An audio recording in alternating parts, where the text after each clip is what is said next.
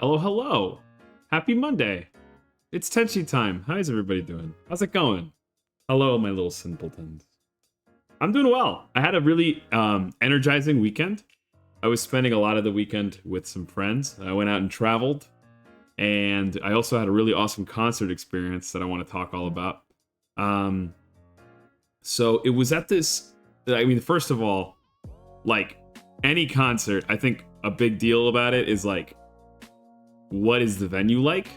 I mean, and the here's the thing about like smaller concerts and smaller music in general. I think once you get to the size of somebody like, I don't know, Drake or Chapel Roan, Taylor Swift, all these folks are filling out like massive like sports stadiums to do their music.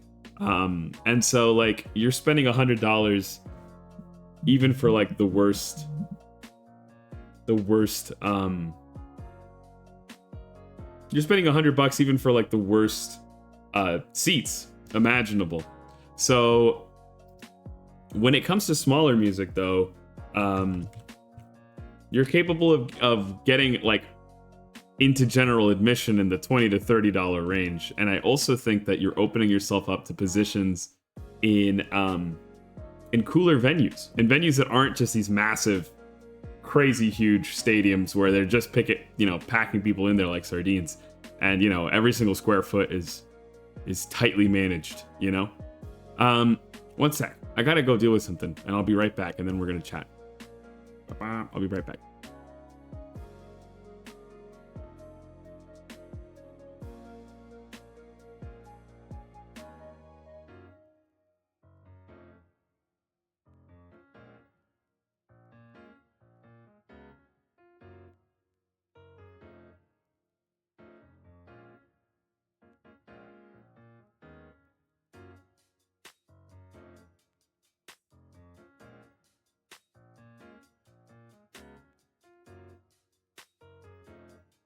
Oh, okay. Got it dealt with. I just had to send a message to Pyro. Anyway, so yeah, with smaller venues, you get to. I think they're like a little bit more free in terms of what they can do and what they're offering. And one of my favorites that I've been to is it's like a ski resort that has to do something with its space, during the summers. So they have this really gorgeous like outdoor pavilion that is just surrounded by trees because of course it's a ski resort, so they're trying to give it this like they're trying to give it like a outdoorsy, out in the mountain kind of vibe. And so you never really feel like you're surrounded in concrete, or you don't feel claustrophobic in any way. You're just chilling in the open, So that spot's really cool. And then, this last weekend I was able to go to a very cool spot as well. It's very different, the direction it's taken. So this venue, it used to be a salt factory back in the day. So it's a converted salt factory, and it's got both an outdoor setup and an indoor setup inside of like the shed or the great big like roof of the salt factory. So our show was it was actually on the outside on the stage, and that stage, like, it had a bunch of space, like a paved space in front of the stage for folks to stand. I mean, probably on the order of about 1,000 people could stand there, maybe even 2,000. I'm not sure. But in the back of that space, there's also a bunch of bleachers for people to sit in, and like attached to the shed to the right of the stage, there's tons and tons of like small boutique shops that are built into the shed. So like you could get like fancy pizzas, and there was a dispensary there, and like a vintage upcycled clothing like store there too, as well as a bar and a burger place. And it's just this massive venue that has like everything you could possibly ask for. So it was a very cool spot. worth exploring. I got a drink right at the beginning of the whole shebang. Our opener was what is that? Is it like a new symbol on OBS? Like, can you guys see that on stream? It looks like some sort of bizarre, like, was that because of my bit rate or something? Very weird. I'm gonna try to make sure that we're not showing you anything. Yeah, there we go. We'll do that. Anyway, so yeah, really cool venue, which always makes it more interesting when you're gonna go to see the show. And then on top of that,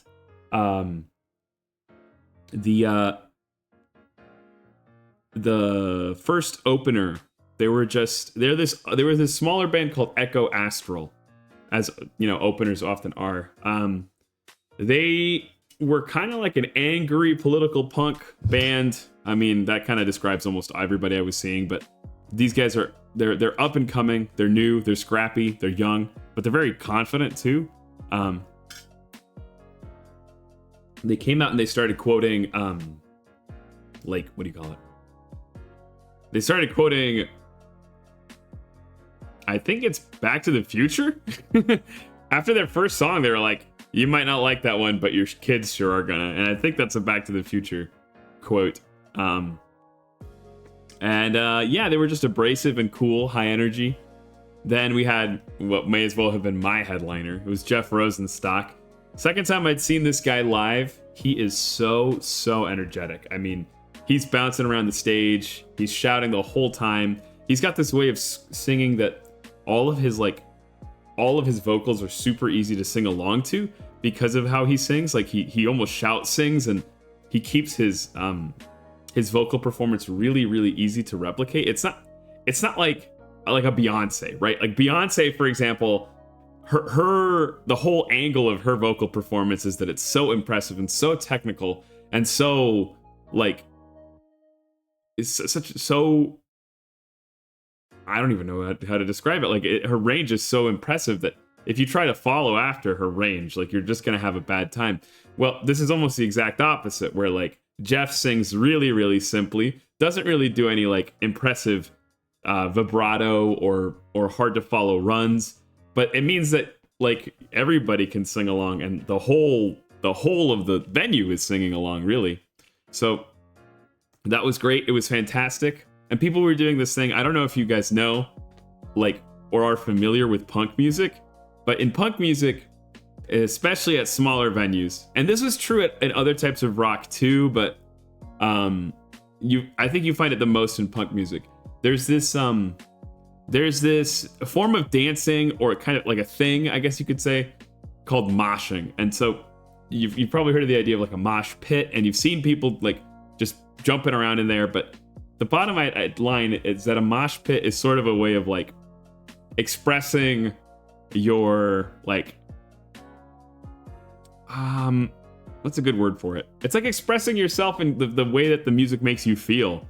It's kind of you end up just kind of bumping into people and running into people. It's almost like if it's like a really good, really well motivated crowd, you'll almost end up feeling like a wave of people, and like you're gonna get moving around like you're in a great big wave of people. And so I did a little bit of moshing. I think this is the second time I'd done some moshing. I mentioned that earlier this year, my poor little angelic cruciate ligament, my ACL, I tore it. So this was the first time I'd gone moshing since I tore my ACL. Arguably, I'm still in recovery. Technically, recovery isn't fully complete until about a year after surgery, but I was good enough that I could mosh a little. And yeah, it's a lot of fun moshing. I think there's a lot of etiquette to it, but there's also a lot of things that people do that make it really welcoming and really easy to get into. So like Jeff in particular, for example, after the first, I think, 2 songs, like he plays 2 songs back to back, and then he introduces himself, he introduces his band. The band is called Death Rosenstock, which is awesome. And he's like, all right, we're here to enjoy ourselves. Everybody's gonna have a good time. Also, if you find anybody here who's like making people uncomfortable, groping people, hurting people, doing anything to make people not have a good time. Let everybody know and kick that motherfucker out of here. You know what I mean? That's his vibe. So that, wait, there it is again. What the heck is that? So, okay. What item did I just select? Yeah, okay, something's going on with like, I've got a bunch of hidden little objects here that normally don't have to pop up, but for some reason something's acting up with Discord and it's causing them to pop up at random. But here, we'll just make sure that they're not visible. Anyway, so he's very welcoming as a performer. He's just asking everyone to, you know, take care of each other, take care of themselves. And so that really helps, I think, because it helps everybody loosen up when you know, okay, this is what the expectation is. And also, you've got this sense of responsibility where you're like, okay, I want to make sure everybody, including me, has a good time. So I'm going to be on the lookout for anybody who looks like a jerk or is making people uncomfortable. He even asks you, like, introduce yourself to the person to your left, to your right, say, hey, have a good time. I always shake somebody's hand. So that's a blast. And also, when you mosh, so there is always like a central pit generally, and that's where all the people are moshing. But almost like without need for communication, there's normally these folks that are called the pit guardians. I think that's the term people use. Let me go double check that, but I'm pretty sure they're called pit guardians. Well, now we're thinking of Diablo, but that can't be it. Is that what they're called? Yeah. So, pit guardians. Maybe folks used other terms for it too.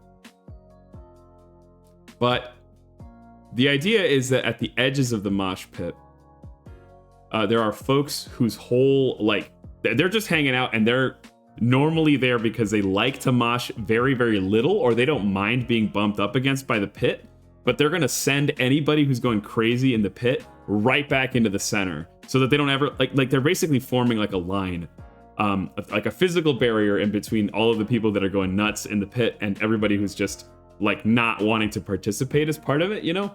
And so that also kind of helps to make it a more enjoyable experience for anyone who's like, I'm just there for the music. I'm not really there to kind of get physical. I don't want to do that. So pit guardians are folks that get, you know, it's a little tricky too, because of course there are different parts of the show where the pit will get bigger, people will get more excited, but you know, it's a culture that's been generated where people, I think de facto just try to help each other and make it enjoyable for everyone, even if you don't want such a hardcore experience. So it was good to be moshing again. It was also pretty cool too. This is the first time I'd been to a show that had this much crowd surfing. I mean, there was somebody up on the top of the crowd probably at all times. And I saw a handful of people go up around me. I was able to help lift a handful of folks. But normally the way this goes down is that there's just some tall, muscular dude who's going around and looking at people who look short and excitable. And then they're like, they point up and they're like, you want to lift? Or on the other hand, there are short people who are going around and trying to find somebody tall, and then they indicate upwards with their fingers or their thumbs, and they're like, okay, get me up there, I want to go. And yeah, there's this tall guy next to me, and I'd gone with a lot of my friends, and he kept asking us, like, individually, be like, oh, you want to go up? And my friend would be like, no thanks. This is like my second punk show, my millionth concert. But for my friends, I mean, most of them do go to concerts, but I'm pretty sure it was their first, like, honest to goodness punk show. Syl has been to some shows where they've done moshing and they've had kind of punk adjacent music, but it wasn't like this level. It wasn't like this rowdy. So, but you know, that means that most of them weren't really that interested in getting a little, you know, too crazy. But then one of my pals, he said no initially, and then 2 or 3 songs later, before I know it, I turn around and this guy's lifting him, and I start helping to lift him, and yeah, he starts crowd surfing all the way to the front. I get an awesome picture of him. It's fantastic.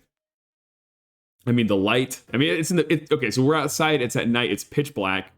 The only light we're getting is from the stage. We're like maybe 4 rows from the front, and he's sailing, you know? He's immortal up there for a little while. So that was a really cool part of the show. And then Pup came on. Pup is a pretty cool punk rock band. I feel like they're kind of angling from something a little bit younger, a little bit newer than Jeff Rosenstock is. Like, I think he's influenced by old school punk and also California rock, and like he's sort of introspective, but not that much. And then Pup is like, I haven't given them that big of a listen, but just sonically, they sound a lot more influenced by stuff like Blink-182 and like the kind of 90s and early 2000s wave of pop punk, as opposed to the older stuff that Jeff is doing. So and that means that they haven't grown on me as much or as quickly, but they did a fantastic job too.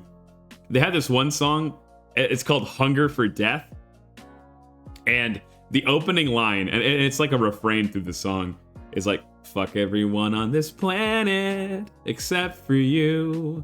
And everyone in the crowd seemed to recognize what he was doing, because he started to lift up both of his hands and middle fingers in the middle of like a monologue.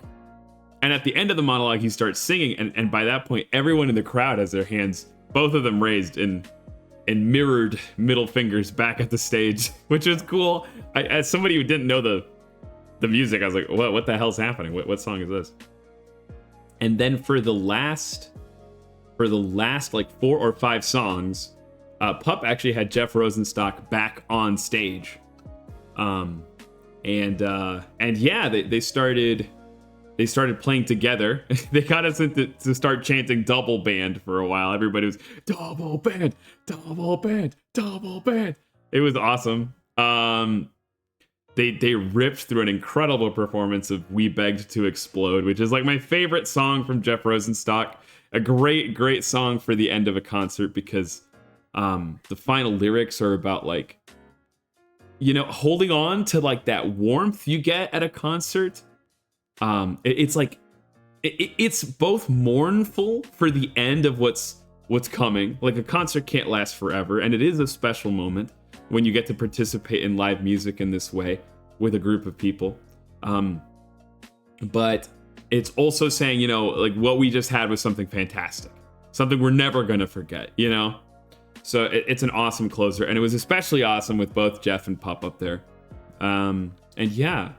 I had such a good time because, like, when I told my friends about how big of a concert this was for me, the first time I went to see Jeff, they were ecstatic, and I was really hopeful that they'd come with me, and they all wanted to, thankfully. And they had a good time on their own, you know? I didn't feel responsible for making sure that they had a good time, although I did check up on them a lot because, you know, it's kind of it can be a harsh environment if you don't want to mosh. You want to make sure nobody's getting elbowed or stomped or hurt or anything. So I kept checking on them, but they were all having a blast. And the fact that one of my friends was even willing to crowd surf, I was like, oh my God, like, I got to help be part of this like crazy story you're going to tell one day. So yeah, it was a lot of fun. We did plenty of other things this weekend too. Besides the punk show. We also just spent time together. We watched videos and clips. I showed them a lot of VTuber stuff. I'm the designated VTuber friend, and most of them, they like anime or video games or other nerdy stuff. We're a very varied group, actually. I think that most of us are nerds of different kinds. Like, we got Vocaloid nerds, but we also have Taylor Swift nerds, you know? So we got a wide net. And so we were watching all sorts of clips and shows.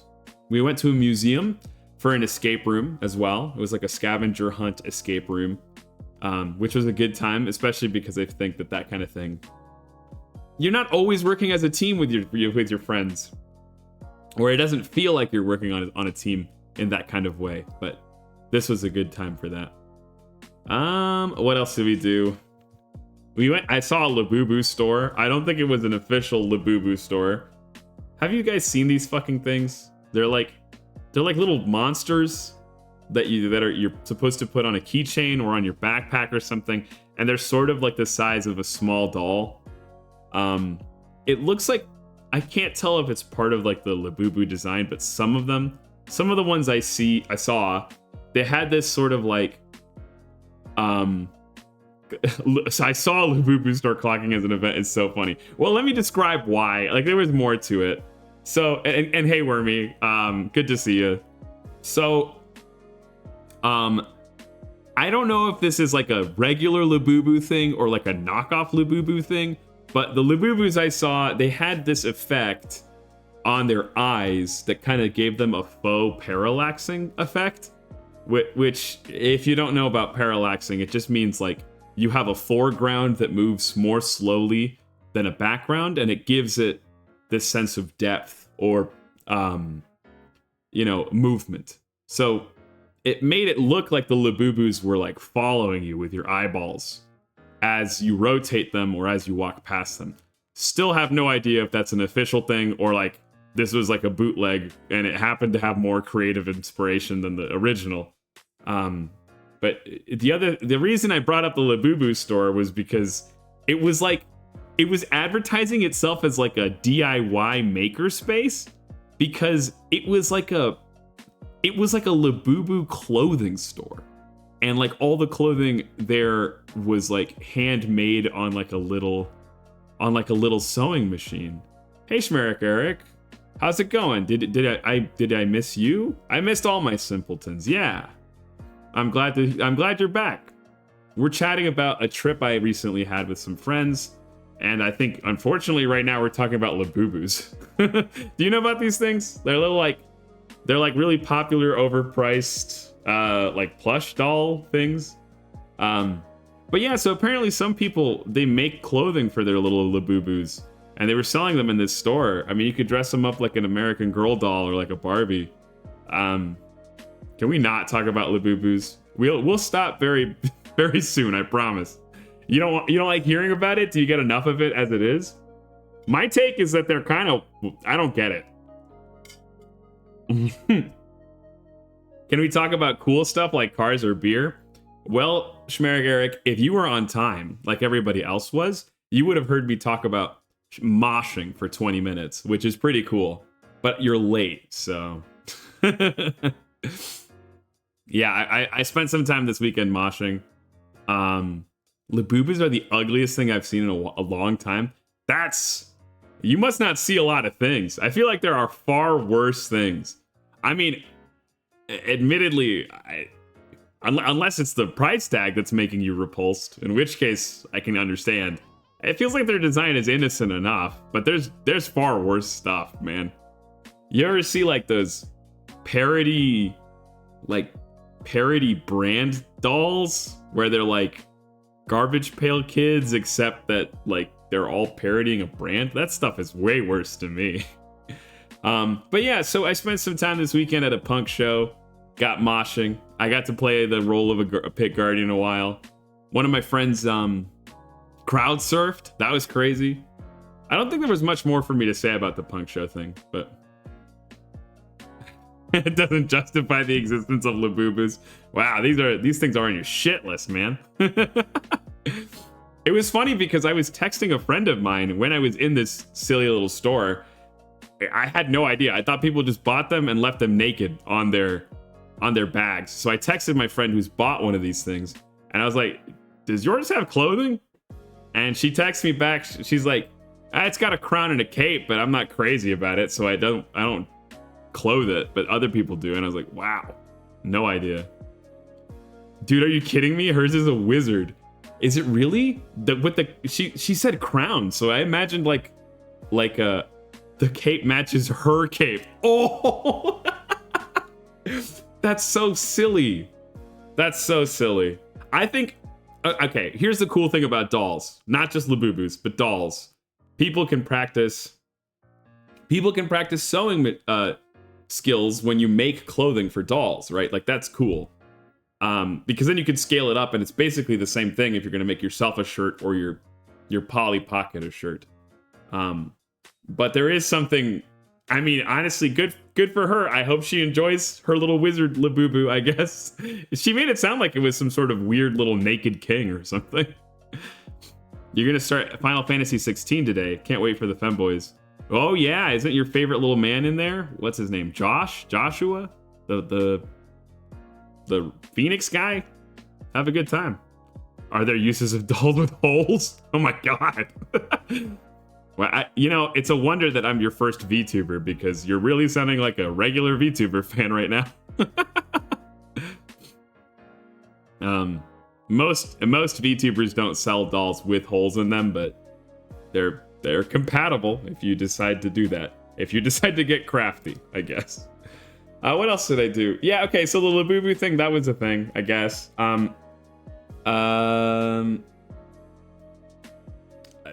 We spent a lot of time cooking. Oh, and road tripping. That was a lot of fun. Whoa, hey, that sounded like an insult. It's no insult. I'm a great big VTuber fan, and I think being a VTuber or a VTuber fan is the coolest thing you could be. No bias there whatsoever, by the way. Totally neutral. We had a road trip. We got to hang out in a car a while. I chatted with my friends, got to know them.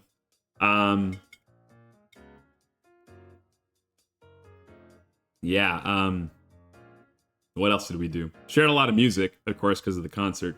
Oh, I ate a ton of stuff. I was very adventurous. You wouldn't guess it, but I'm a little picky. I like to eat what I like to eat. That doesn't mean I don't. I guess, like, it just means it takes effort for me to try food I don't know. And normally I don't like to try a new food, like, more than, like, once a weekend. You know what I mean? Like, I don't know. The thing is that I have a bad gag reflex. And I don't like really weird, like, textures. And so it makes me almost gag or hurl. Of course, you distinguished angels are picky about food. You know, it's par for the course. It comes with the territory, you know? I mean, don't get me wrong, I love food, but there is just some things that I love more. But nonetheless, I overcame my tendencies and I tried something adventurous and strange. I ate jellyfish. I really like sharks too. So one of my friends who was trying to encourage me to eat this jellyfish, she was like, "Don't sharks eat jellyfish? You should eat it. You're like a shark." And I was like, "Oh, this is quite sweet. You're sort of treating me. I mean, this would work equally well on a 6-year-old, I think." But I did try it. Really strange texture. It's kind of like a really thick noodle. It's chewy too. I'm glad people enjoy it. I'm glad I tried it. I could cross that off the list. I also tried chicken's feet, which I'd never tried before. Never would have guessed that they're like jelly in there. It's super gelatinous, and I actually did like it quite a bit, especially because the braise it was covered in was sweet and salty and was tasty. The only thing I didn't like is that it has bones in there. So you're like enjoying this like gelatinous jello food, and then sometimes it's just got like you just get onto the bone, and now you got to spit that bone out, man, and it feels like so much work. And now I can't just swallow and enjoy the gelatinousness. So it was interesting. What do you eat in heaven? Mostly blue stuff. Chicken katsu. I like katsu. I cook a lot actually, but today I had a vegan smoothie. Lots of protein. Let's see, we had bananas, strawberries, a bunch of tofu, almost a whole cup of tofu, a bunch of scoops of protein powder, almond milk, and that was it. And I have like one of these a day. I'm a very strong Tenchi. If I'm not just having smoothies, I guess I also like popcorn. Popcorn is such a good snack. So much fiber. Edamame is really good for you. Tons of protein. Greek yogurt's good. We're talking about like actual meals. I like to make just like roast chicken, roast potatoes, roast broccoli, buttered chicken. Mostly I eat a lot of chicken. Fried rice. I don't know. I eat lots of stuff. I'm not as picky as I sound. but sometimes it's fun to act picky. I also got this, like, I haven't tried it yet because I'm gonna hang out with Wormy soon. So here's the thing.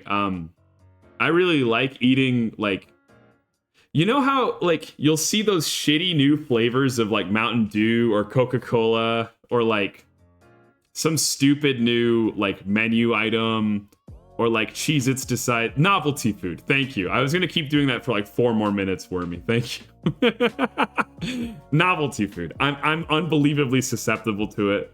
So is Wormy. And so it's almost like, it's practically a love language at this point. Whenever Wormy or I, or even any of our friends, we see some kind of weird fucked up food thing, we'll buy it and we'll come and share it and we all try it, and generally we all nod and say, this kind of sucks. And then and then we move on to the next thing. So I like eating novelty food and snacks. And I bought this, like, unreal, like, electric blue lemonade drink thing. I've never seen something so, I mean, it literally looks like a chug jug, you know, like from Fortnite. It looks like Na'vi blood. I don't know. So I'm gonna get to try that, and I'm looking forward to it. And I also bought a bunch of, like, Asian candy. Like, I'm not gonna spoil it because Wormy is here and Wormy's gonna try them. So we got some candies to try. I'm happy for that. Yeah, so it was a good trip. It was good to see friends. I've had such an energized day today because of it. Like, I'm just doing stuff. Na'vi have red blood, eye roll. How am I supposed to know that? Maybe I shouldn't even have mentioned. Okay, then maybe it's the color of blended Na'vi. How's that? I bet if you were to cook their skin, it'd cook really funny looking, right? It's not gonna get, like, a nice brown on account of them. Or it might brown, but you got blue underneath. It looked almost opaque from the pictures. Say something cute. Well, everything I say is cute. Don't I? I think that's always what I say, isn't it?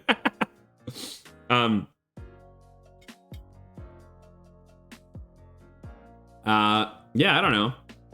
I got a cool hat. And I had a Henya in my hat. That was cute. A pin. Say something Angel exclusive. What's, like, the most angelic thing I did this weekend, maybe? You know, the most angelic thing I did was protect my friends with my body. When the pit started getting crazy, I got in the way of the moshers and my friends. And I was like, no, allow me to defend you with my body. And I made sure that nobody got harangued. That's kind of angelic. That's very angelic. I'm like the pit angel, baby. I don't know. Okay, we're gonna go do the Wordle too, because I want to do that.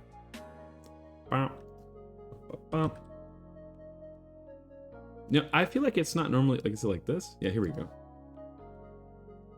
I gotta get out of the way though. I'm in your way.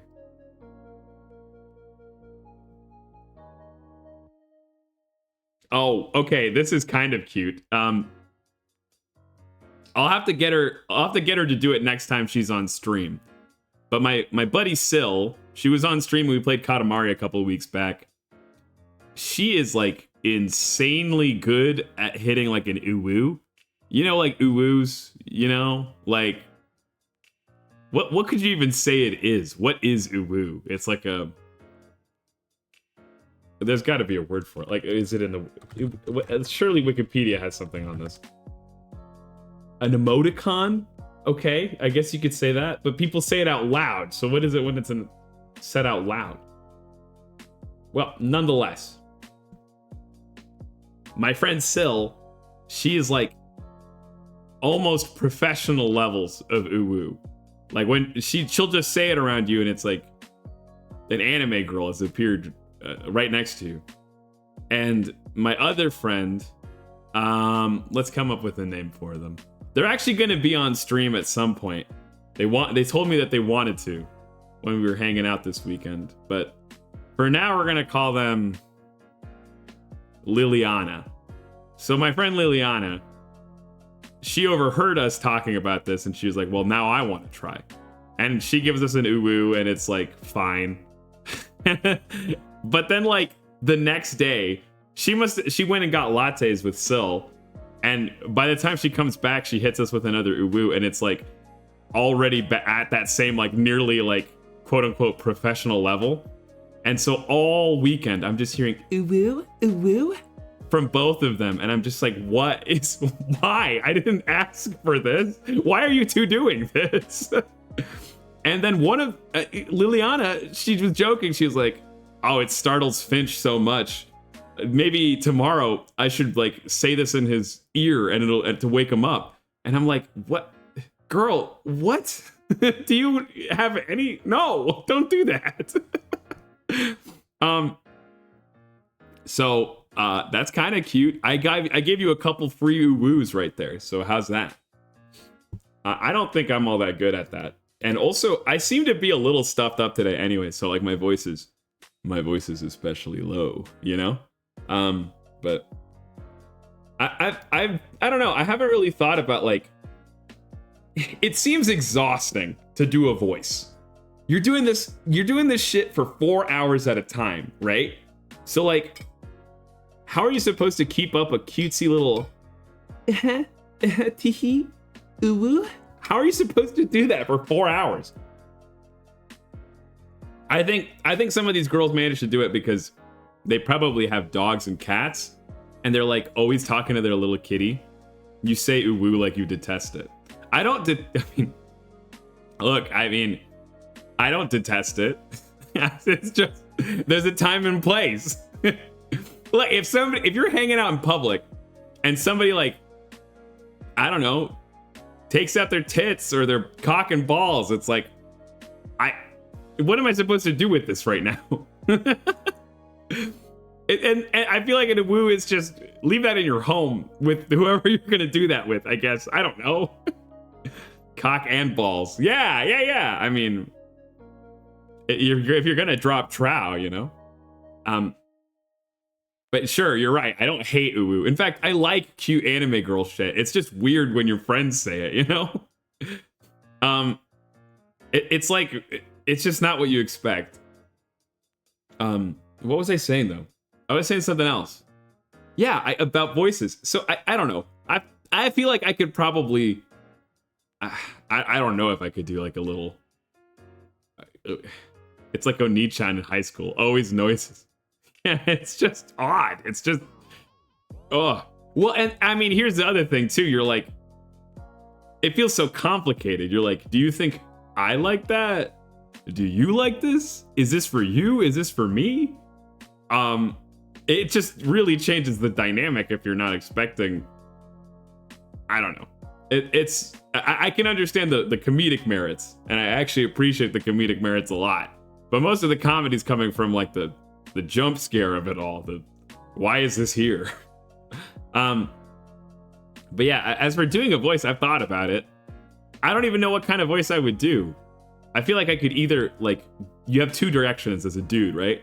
You can go into like more of a cutesy thing, more of like a twee little anime boy character thing. But I guess I'm not interested, really. I don't. None of my favorite VTubers talk like that. There's the other option of like, you go down here and you're really chill, and the whole time your face is slack. Hey, I saw you there. Welcome to my stream. I'm an angel still, but now I'm like a depressed one, I guess. But like, there's just no. It's almost monotone, and I'd never really speak like this, even though my voice, I mean, is naturally here, but I'm just like a lot more excitable than that, you know? I have a lot more energy. I could do that. And actually, you know, there's something to be said about the fact that down here, it's pretty chill. It's low key. It's relaxed. You could even get closer to the mic, you know? I could get right here and say, hey, how's it going? Are you having a good time? I like what you've done with the place. You know? But it's not where my head would go. I wouldn't watch somebody that did that, I don't think. I'd be like, okay, what's wrong with this guy? It's like, is this Alex Turner? Like, of the Arctic Monkeys? Doing a VTubing thing? Why is he here? But The other option, I suppose, so you could go like, you could do a lolly, not a lolly, a Shota thing. You can do like a, is that an Ikemen? Is what they call them, I think. Or as you said, yeah, you could do like a voice. You could do like a character, like I could be a wizard the whole time. Casting spells. Teleport. Fireball. You can't catch me. I've scratched off the cereal from this wand. So the feds can't take it. I don't know. Yeah, I've got what? I've also got like a shitty Boston, New York thing. Like, hey, I'm walking here. I'm Sharp Finch. I'm an angel. Yeah, that's my thing. If you don't like it, see yourself out. I can't even laugh in these voices is the thing. As soon as I start laughing, it's broken. You know what I mean? Yeah, I don't laugh like this. I laugh like that. Yeah, I like a plain hot dog. I'll put ketchup on it. Yeah, don't put an onion on there. I like just processed meat. Anything that grows in the ground in this hot dog is gonna ruin it for me, personally. Anybody who's from Brooklyn or New York, I'm sorry. What else have I even got? I haven't ever really done my bastardized Eastern European voice, especially because since day one we've had viewers from like Eastern Europe, and it's felt less cool since then. So I'd rather not do that. If it's from Brooklyn, though, that's fine. Or from Boston. Yeah. So, I don't know. Maybe one day we should. I think it would be fun to do a stream where this is the thing. Where I'm like, you can make a career out of it. You really think? I said so few things.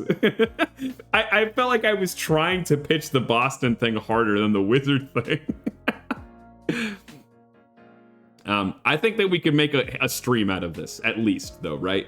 We make a stream out of deciding to do a silly voice the whole time, and you know, we'll see where it goes from there.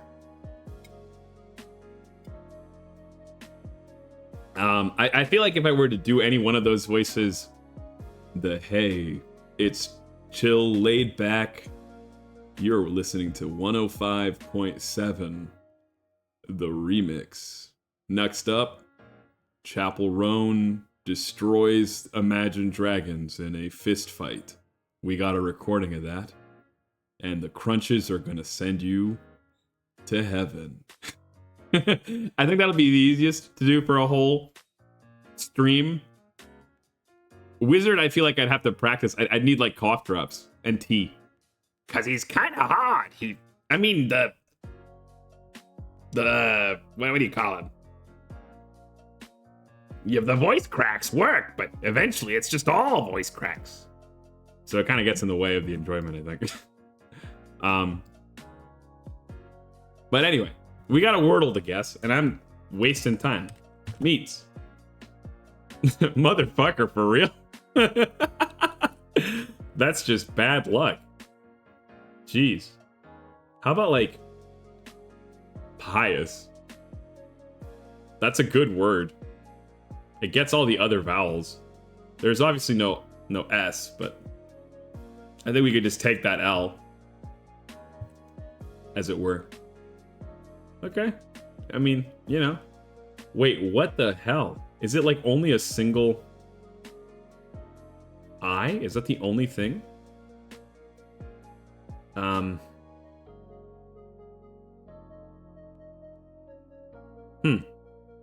My head is going to drip, even though that's not gonna fit. Drippin' and finesse. Is there like a word a letter you could add to this that makes it an actual word? Can't be strip. What about chirp? No, wait. Chirp. That's a pretty good one. I like chirp. I have a kinship with things with wings. Me and birds, we go back, baby. Chirp, chirp, motherfucker. I think I'd have to get a new model. this guy, I think I'm far too cute looking right now to do this fucked up shit. Hell yeah. We have to develop the lore too. What kind of guy talks like that? Quirtle. There you go. Thank you. Yeah. What are we doing now? Angel. Whoa. We got one E in the right position. What about strep? Strep. Like strep throat. No. Okay. There's a T though. In the top right. That's where my head is locked in. What about salty? For the bottom right? Nice. We're locked in today. We're smart. We're wicked smart.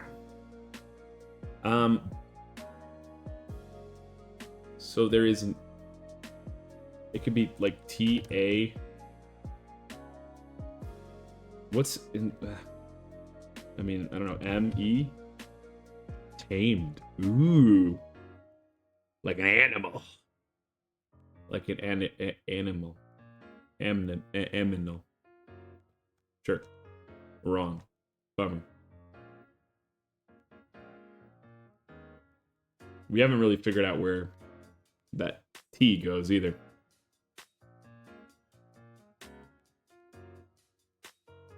Huh. Okay, we've got almost all the letters in the bottom left. We're missing one.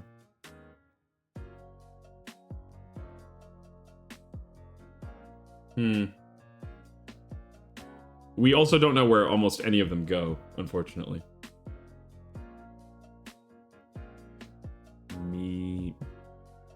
Ream? Like getting reamed out? Or reaming out a hole? Frame. What about frame? Nice. What the hell? Somebody gave me the smart juice this morning.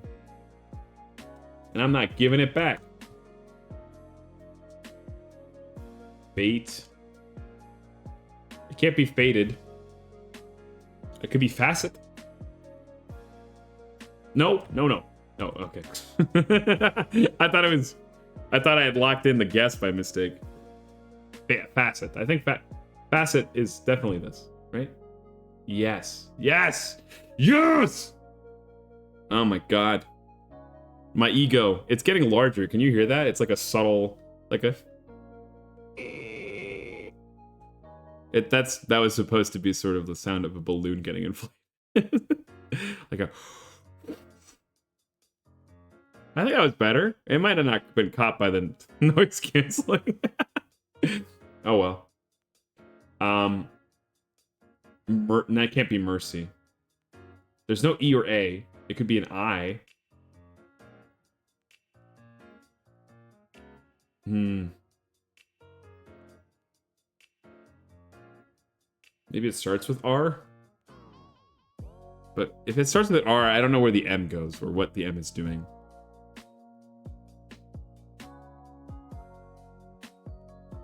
Micro? Oh my god. Wow. Was that good for you? I feel like this is the best I've done. And not just in terms of guesses, but just in terms of like raw time. I'll have to go compare my last times because that was unreal. Food guesser. What do we got? Ooh, shrimp. Shrimp. Cilantro and lime. And bean sprouts, though? And bok choy. Okay, this is Asian. Rice noodles. It's a flavor noodle soup. A flavorful noodle soup. harmonious blend of rice noodles, tender slices of meat, and often shrimp. It's enriched with clear, savory broth, and then simmered with pork bones and dried squid.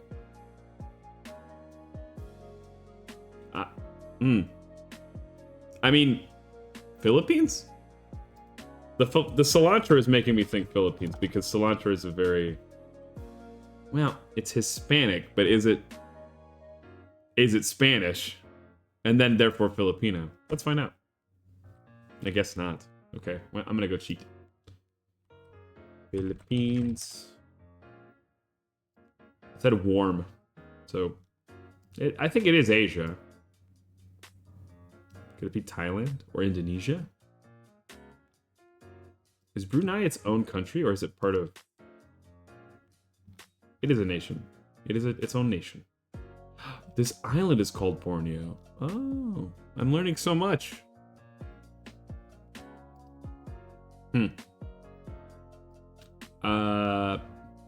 Thailand. Let's do Thailand. Hot. Does that mean it borders? No, I guess it doesn't. And I forgot that these indicators are actually helpful. So it's northeast of Thailand. This has got to be Vietnamese, right? I guess it could be Laos or Laotian. I'm gonna go with Vietnam. So. Got it. How do you pronounce that? HTU? HTU. HTU. I'm not gonna trust that, but okay. If you say so. HTU. I think the T sounds right, but... Wow. This looks tasty. I like the cilantro, too. That probably makes this relatively refreshing. And, you know, it's nice that it's a clear broth. I don't really love cloudy broths. Or, like, really thick ones. Because, then, I mean, I guess it's not a broth at that point. It's just like a creamy soup. Whoa. Rice flour, tapioca flour, pandan juice, brown sugar, water, grated coconut.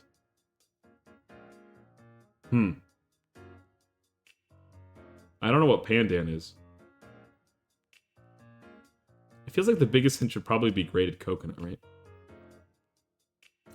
This dish is created by mixing rice flour and tapioca flour with pandan juice, water, and sugar until smooth. The mixture is then poured into small molds, steamed. Until firm. Once cooled, the treats are removed from the molds and coated with grated coconut before serving.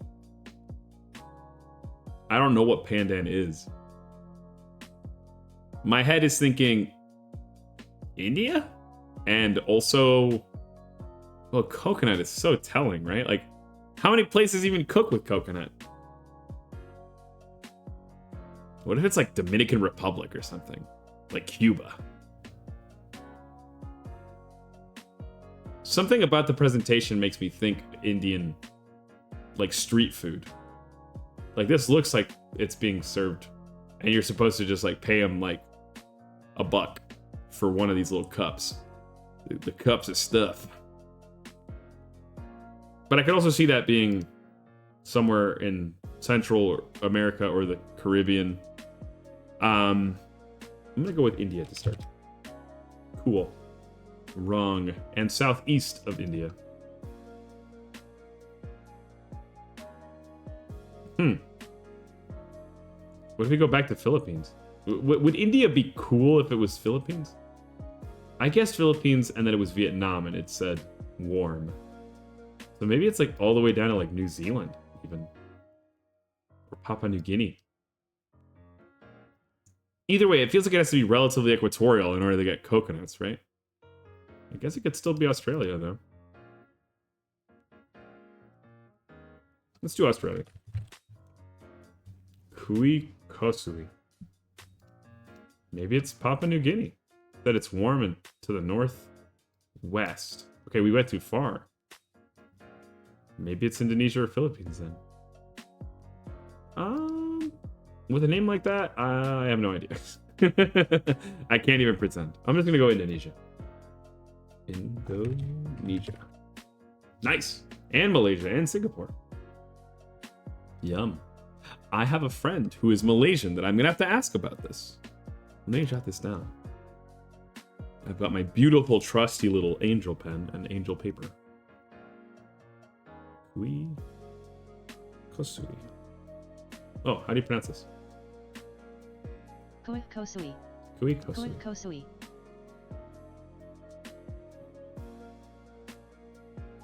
It sounds tasty. Palm sugar. Whack. And grated coconut is delicious. I love that stuff on like ice cream too. Or like baked goods. This note is gonna be so silly. I started using a note and a pen because I want to like jot down when we have moments that are worth clipping. And like it's just gonna say a bunch of it. I wrote down accent humor ? Ah, this is Neapolitan, isn't it? Ice cream, chocolate, cherry, pistachio, nuts, candied fruit. It's a layered frozen dessert featuring a harmonious blend of flavors and colors. Or no, Neapolitan is normally strawberry and no pistachio in Neapolitan. Huh. Is this just like the States? Ice cold. So no. Somebody else is enjoying ice cream in this particular flavor. Northeast. Perhaps it's the UK?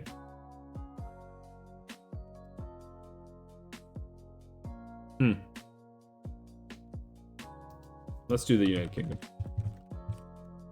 Spumoni. Okay, is that Italian? Maybe the pistachio should have given it away. I think they use pistachios in Italian cooking, right? Maybe? Let's go with Italy. Nice! Nah, that does look tasty. I mean, who doesn't like ice cream? I had some delicious mango ice cream this last weekend. And it was awesome because the mango ice cream, it was like orange, you know, because mango is like this beautiful... I mean, it goes from a red to an orange to a yellow to even a green when it's perfect. And so the ice cream was orange. And I got it in this like fancy pitch black silk vanilla flavored cone.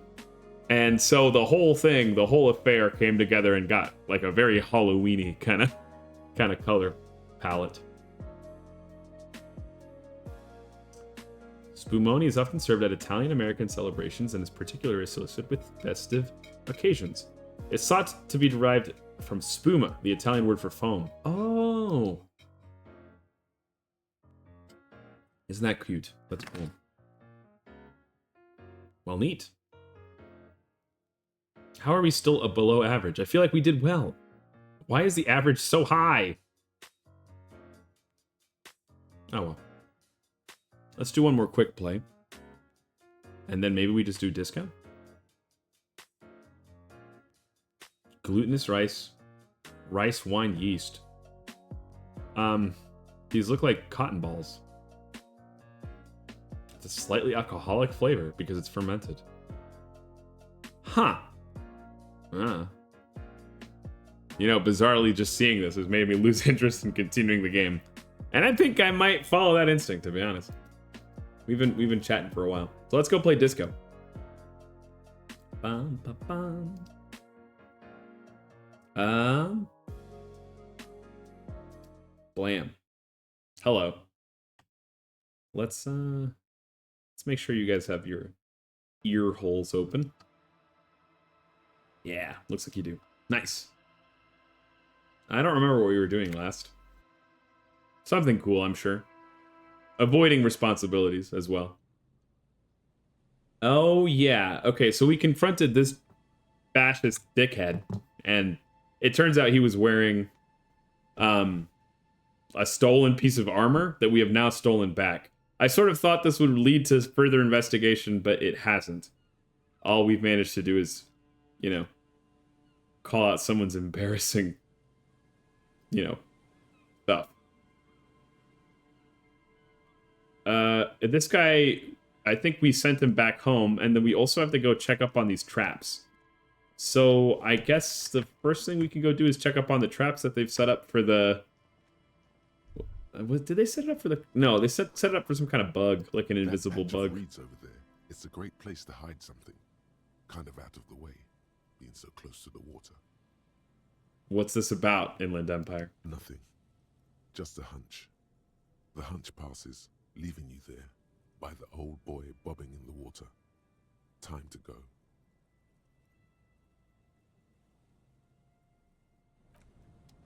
What should I go? Well, I mean, now I want to go poke around in there. What, is there something in there?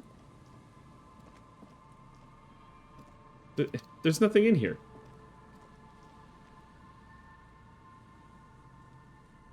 Okay. Thanks, Inland Empire. Sweet Revachol. They're so far away from VTubers. A box. Is this, oh, it's just cash. Yeah, neat. Oh, I remember that one of them is up to the north by that, like, dilapidated shed we were looking at. Ooh. Superstar sunglasses. Those are cool. Oh, here's a trap, I think. There's a trap in the reeds at your feet. Looks like the same one you saw Morel set before. Same mesh, same wiring. Well then. I suppose it's time to look around. Behind you, the ruins of a residential building rise over the reeds, shielding them from the wind. The reeds rustle confidently. When this district was booming, the reeds were kept at bay. Nothing obscured the freshly painted facades. Nowhere for drunks and adventurous teenagers to hide. Now only the wind blows. Huh. I mean, there's no sense in reaching for it, right? It's gonna trigger it. I shouldn't do that. A strong breeze might blow it over. Perhaps from a wolf. Ooh, whoops. Let's do this. Disco Elysium. No, there's 4 viewers. Look, we're gonna bump it up to 6. What's this? Hey, Tyler Senpai. Welcome back to the stream. Yeah, we're doing some more disco today. We were just chatting about food and accents. Have you ever thought about doing a voice on stream? Because you know how, like, a lot of VTubers, especially gals, they do like a voice. That ever cross your mind? Because we were discussing that I might be doing a wizard voice stream sometime, or perhaps a New Yorker, or even a chill dude. I'm just a regular guy. Welcome to my stream. Do you like the vocal fry in my voice? I'm normal, and I have no inflection or opinions. It has crossed your mind a lot. You know, I mean, it's part of the fun, right? But at the same time, it takes so much effort. Like, it feels like people stream so long, you know? How long can you keep up a voice like that? Plus, I'm so much more energetic when I get to be speaking in my own voice. Voices are fun. I think that's half the fun of D&D, right? There's a trap in the reed. The reeds sway.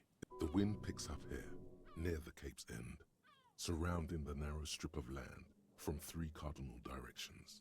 It's cold for this time of year. Thanks, Shivers, but there's still nothing in there, right? I've checked on 2 of them now. I think there are 4 total.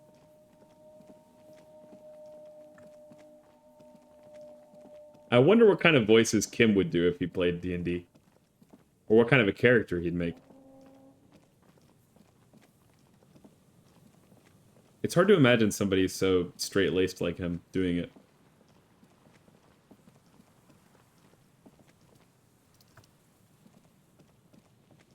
But everybody likes to let loose, baby. Yeah, I had this one character. I've mentioned him before. It was a character in a campaign I was DMing. He was named Todd Howard, and he was like a goblin that was good at science. I only mention it because I want Wormy to remind me what kind of accent he had. I think it was Boston, but I feel like there was more there too. I don't remember. I don't know where the real-life human Todd Howard is from, but it's funny to imagine him being from Boston. Shit, Boston. It was a bad Boston accent. I think my Boston accent's gotten better. What do you think? One of the original bad Boston accents. They've improved. Yeah, it's hard to work in that backwards direction, isn't it? It could fall over any minute. A stronger gust of wind. Hey, I'm walking here. Have you really ever had a New York slice? You've never had a New York slice, I promise you. You know, there's a VTuber now. Her name is like Kaipa Furumi or something. Here, we're gonna watch a clip of her right now.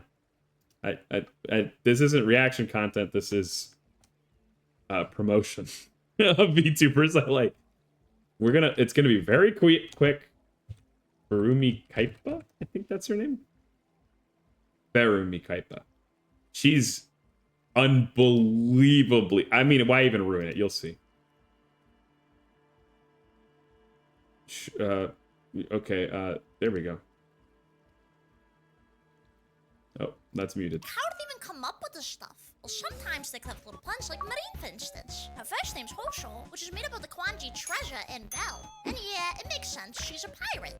Is that enough for you to get what I'm getting at here? She's doing a voice, but she's also from Boston. She's Boston Moe. It's unbelievable. Who could have known? It looks like a makeshift bridge. Could be. Oh shit. Let's make the shitbag, what's his name? So weird to hear Moe with a heavy Boston accent. Yeah. I gotta start putting out some feelers in Boston because I'd love to date a girl that has a Boston accent and also likes anime and VTubers. Hit me with a Boston woo. How do you even do that? You're like a woo. Do you like my skirt? Yeah, so what's this? Harry. We're gonna make Harry Boston now, at least for this stream. Have you ever been to Boston? I have been, yeah. It's cold. I've only been once. It's cold, and I tried clam chowder. It was pretty good. Honestly, actually, the best seafood I've ever had is clam chowder. But it might be because that barely counts. I'm pretty sure it's just like a soup. You know, it's just like a thick, fatty soup. The clam allergy scare. Yes. Well, because okay, here's a story time. You got food poisoning from the seafood. Oh no. See, okay, look. I mentioned earlier this stream, I'm kind of picky. That means I don't really... I'm a little picky because I have a bad gag reflex, and sometimes if I think too much about the kind of food I'm eating, like what it was or what it looked like, and you know, combined with an unfamiliar texture, I gag and I almost throw up, and it's really rude to do that, so I try not to do it.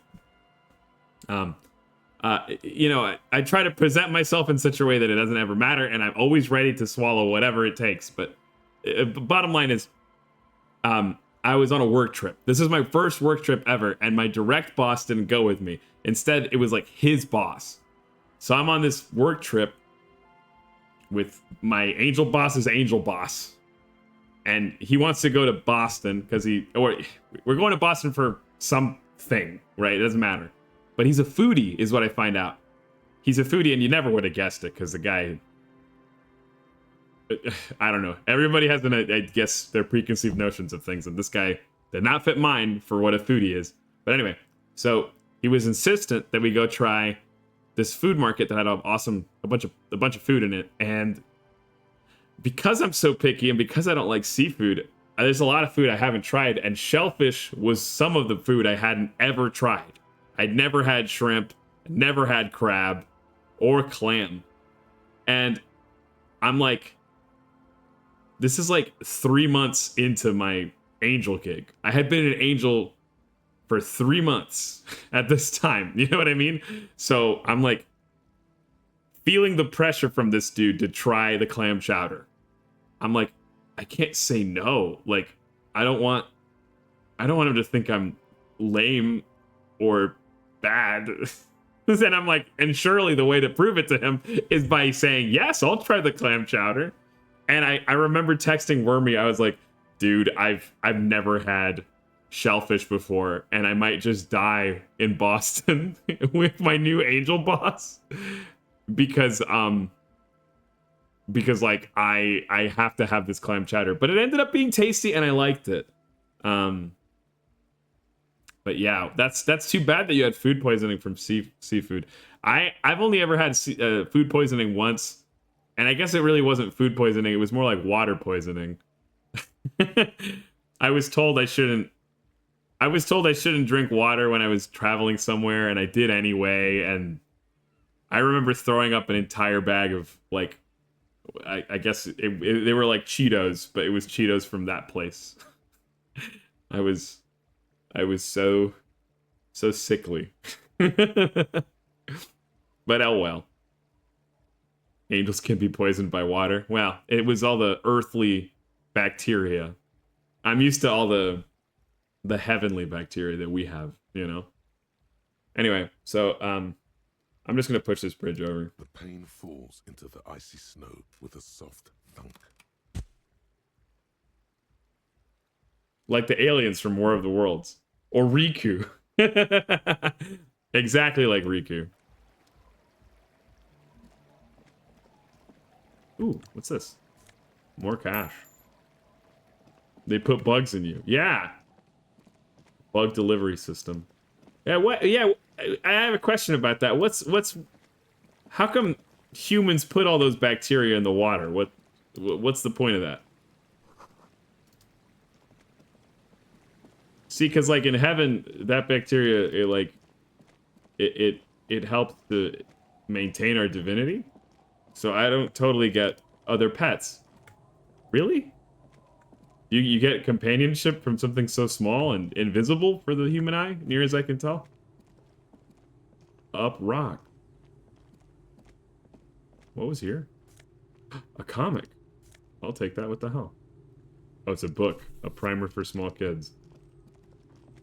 Always with you.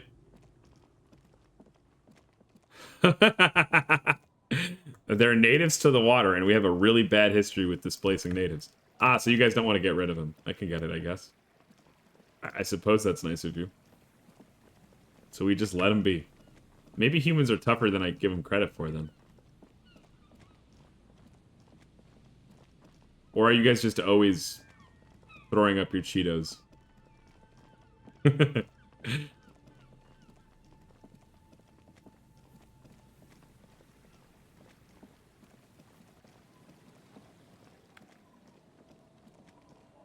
I think there are some things that I'll admit that humans do better than angels. Though there are plenty of things that we do better. Video games, for example, I think that those ones are on you. Is throwing up Cheetos as bad as it sounds? I mean, were they flaming hot? They weren't. I didn't like flaming hot Cheetos at the time. I do now, but I didn't then. Then she follow beam. I didn't like a lot of popular stuff. I didn't like pizza for a very long time. But I do now.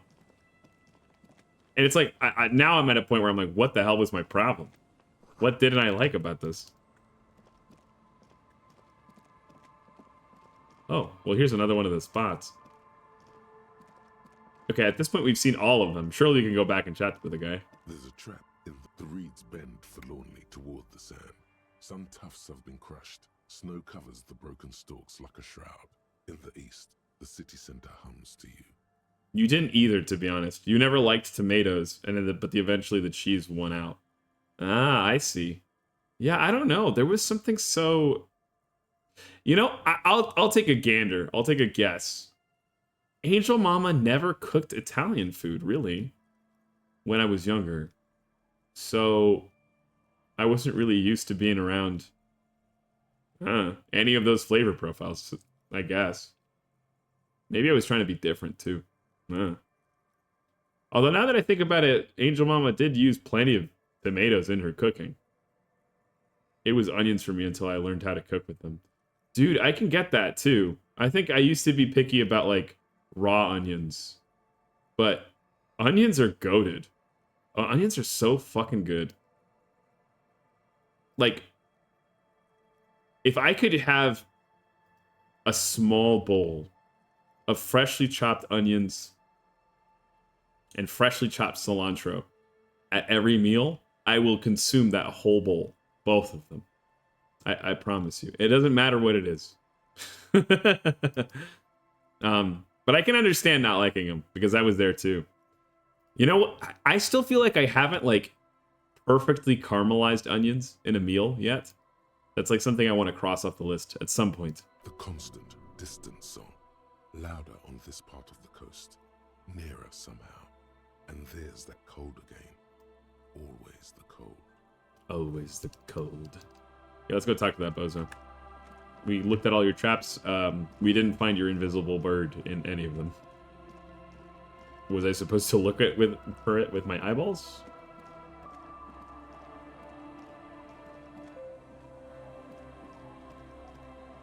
But yeah, I love onions. Fried rice, onions. Curry, onions. Roast potatoes, like in the breakfast potatoes, onions. Soup, onions.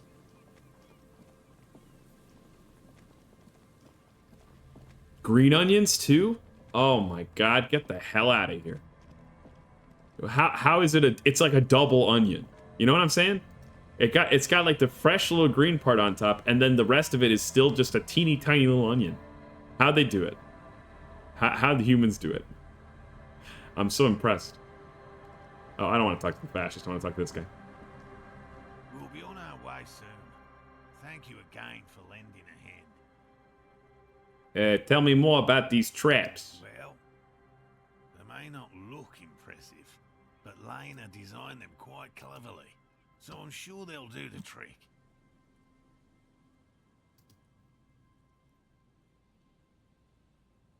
Well, didn't I tell him I was gonna... What? Wait, okay. I should go check the journal then. Inspect the traps. Oh. I guess I had to go reach for the trap. I sort of figured I could just get away without doing that. But okay. Cool. Now let's walk to the exact same spots we were just in.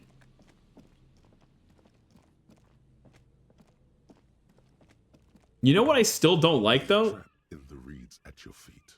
I still don't like... Someone you saw Morel set before. Same mesh. Same... I'll let you finish. Okay, anyway. Now we can get back to the important stuff. Onion rings? I don't know what it is. I don't like them. I don't really like them. I guess if I was gonna get something that fried, I don't want it... I want it to have more, like, less give. It feels so... It's just not the texture I want in my fried little encased delicious thing. It feels like I'm chomping into a finger. You know what I mean? So I don't really like onion rings, but I do really like shoestring onions. Oh, shoestring onions are crazy. You can put that on whatever, dude. Locusts are crawling around in the trap, confused but uneaten. You see no carnivorous reed phasmid gorging on them. Mushy onion ring bad, crisp onion ring with a nice batter though.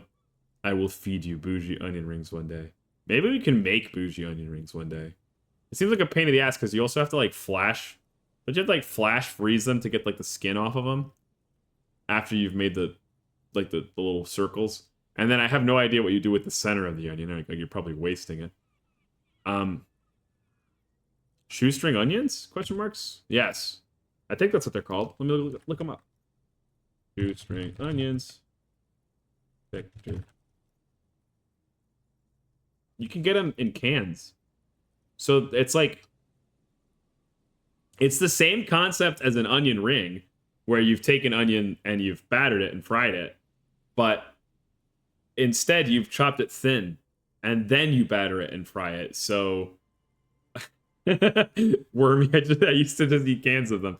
I'm pretty sure I remember one time I went grocery shopping and I was going to get some of these shoestring onions either to top a soup or like a burger we were making. And I asked you, like, hey, are you going to eat this?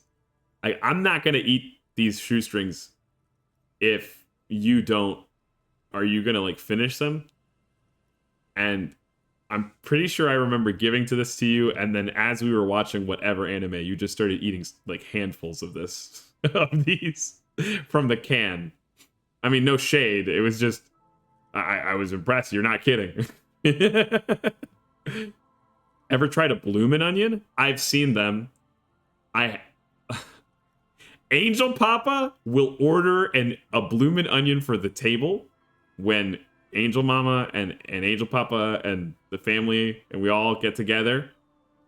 He will order one for the table and he will finish it himself without anyone eating a single piece of the bloomin' onion. The cactus blossom. I'll tell you what, they look pretty. They're cool and they look pretty. But it's the same thing as an onion ring to me. Like, I just want the crispy bits on that thing, but the onion's not really cooked all the way through, so I don't really like it. Yeah, I never understood how Angel Papa ate those all on his own. I'm kind of putting him on blast. If we okay, somebody write this down. If we ever get Angel Papa on stream, we're gonna ask him about the bloomin' onion thing, and he'll probably like he won't even remember. He'll be like, sure, I guess. Angel Papa sounds based. We gotta teach him that word. He doesn't know that word. There's a lot of words he doesn't know. I'm writing that down right now. Angel Papa, bloomin' onion. Yeah, it's no secret. Angel Papa knows I do this. Angel Mama does too. I don't think they've ever watched a stream. But I do want to get them on stream sometime. I think that they are even more charming than I am, if at all possible. And he is kind of based, actually. He really is. I don't remember.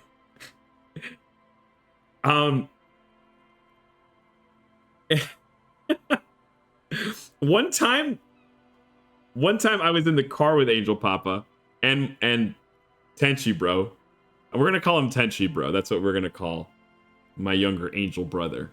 Although one day he'll be on stream too. So I was in the car with Tenchi Bro and with Angel Papa and a family member. I'm not gonna name a family member because they were being foolish. And our family member was like, they were complaining about how, and she's a girl too. She's a lady. And this family member of mine, I guess that, you know, that narrows it down 50%, but go ahead and try to find the Tenchi family tree, I guess. It's a big one. Anyway, so this family member of mine, she was complaining about how women dress. She was like, I don't like girls that dress and show off all their thighs and their ass and their boobs. Like, I don't think you need to do that.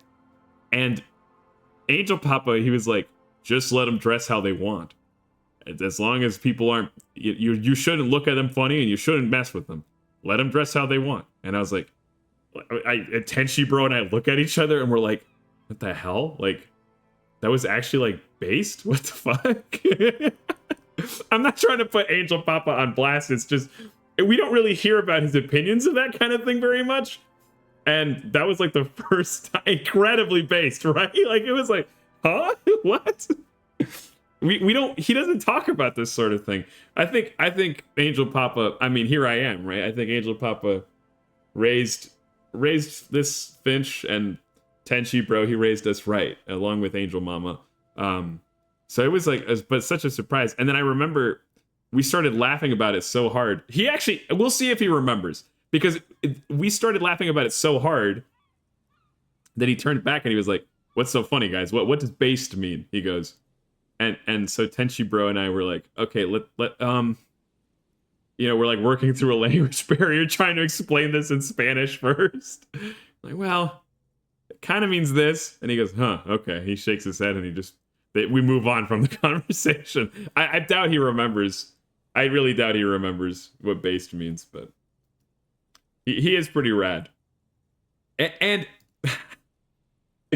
look, I have crazy stories or whatever. I think I'm actually like a side character in Angel Papa's like anime. Like he's actually a protag. I'm the Boruto. That's what I'm saying. He's Naruto. Cuz he's been through so much shit.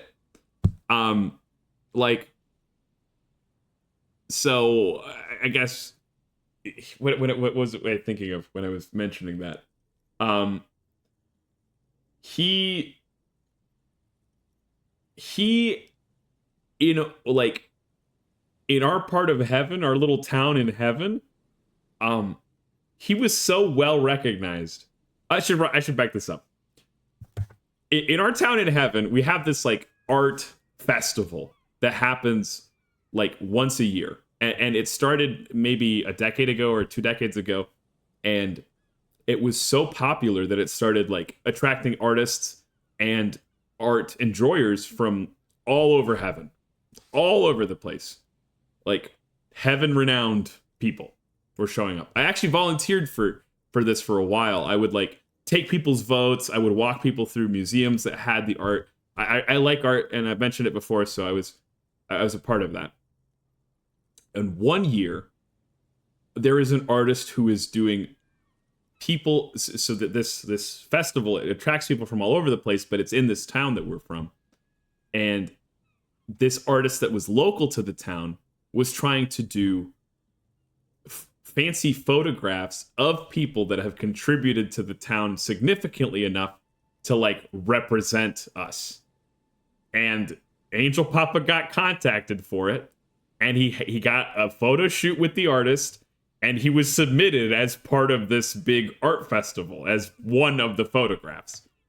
And as part of a thank you that the artist gave us, we have a massive print, a massive black and white print framed in the Tenchi household basement. I guess it's not Angel Papa's house. In Angel Papa's house, in his basement, there is a massive framed picture of himself that he got because he was submitted as a part of an art exhibit. Did he ask for this? No. He's just so well renowned that this is something that happened to him. And this happens to him regularly, where he's just in like bottle episodes. And that's just shit he goes through. Yeah, it's crazy. The town we moved to in our, like, here's other stuff. The town he moved to in heaven, like, we emigrated there, and the whole reason he did that was because Grandpa Tenchi, he built a company. It was very small, but then it got bigger and bigger throughout like Papa Tenchi's or Tenchi Papa's life. And I guess I'm gonna keep calling myself Tenchi, and we have Tenchi Bro. Everybody else is Angel, right? That's so Angel Papa. He was growing up, and he helped Angel Grandpa, Angel Abuelo. I don't know. And he kept helping him. And after Angel Papa got his angel degree, he kept pressing his pops, like, hey, when am I gonna get to start like contributing more? When am I gonna get to take over this company and start? And it was a small company, Angel Buelo. I like that a lot. So he kept asking Angel Buelo, like, hey, when am I gonna get to take over this company? Like, I'm ready to do this, and I want to do this, and I want to help the family and the company. And Angel Buelo, he kept going like, no, I don't want you to. Angel Buelo is a lot of stuff, a lot of things, a good man, but he's not very loving or kind, I think. I shouldn't say so much. I should let Angel Papa talk about it. But bottom line, he goes like, okay, well, in that case, I'm gonna leave and I'm gonna immigrate so that I can give my son like better education. And like he went through some crazy trials to do that. Didn't know the language in that part of heaven at all. And he loves telling the story to anybody. So I'll be very interested to hear how he tells the story, because I'm sure it will come up. Angel Papa went through a lot of shit, and I mean, every single time I think about it, it's like, you know, I've been through plenty of crazy stuff, but I'm literally just like the newest arc of the anime. I sure hope the viewers like me. I'll have to keep thinking on it, because there's a lot of Angel Papa stories. That's really just one of them. Man, he's a traveled dude. I gotta find, you know what the first step is before we get Angel Papa on here? I gotta commission somebody to give us an Angel Papa, a piece of art, so that when he gets on here, like, he'll have his own piece of art. And he's gonna be pissed, but he's gonna have to be bald. Anytime you're on screen, the viewers are asking where Angel Papa's Sasuke is. Angel Papa did have a Sasuke. Oh my god, I never thought of it this way, but he does. I'm gonna try to. You can't bald your dad. Well, he's actually bald. What do you want me to do? Angel Papa, he's a super kind guy. He tries to help people all the time, and so he gets in trouble sometimes because he trusts people a lot. And he had this guy who he offered a job. The guy moved really far and started working with Angel Papa. And he kept trying to get more and more power in his role, and kept pressing Angel Papa for raises, and kept asking him to give him more. Angel Papa actually likes that kind of a person, because normally that kind of person is like, that kind of a person, if they're willing to keep up with the increasing responsibility, you can do a lot with somebody like that, you know? But that's only if they're willing to, you know, be humble for a while and take that responsibility little by little. But he was a guy with a real go-getter attitude, exactly. Except that this dude was like he had like an ego problem. He really thought that he deserved everything in the world. And at some point he leaves abruptly, because he's like, you know what, you're not treating me right, you're not paying me enough, and he leaves out of nowhere. Doesn't even like call Angel Papa or anything. And he leaves. And it's bizarre. And then a couple months pass, and Angel Papa and it wasn't his company. He worked at a company, but it's a small one, and he worked really closely with the owners. Like, it was like Angel Papa was on one rung, and like right above him is the owners. And the owners and Angel Papa get served like court papers. This guy he tries to sue Angel Papa and the company for a bunch of bullshit. And so for 3 years, Angel Papa is in and out of court with the owners and his Sasuke, I guess. And all because I think honestly, all because he helped out the wrong person.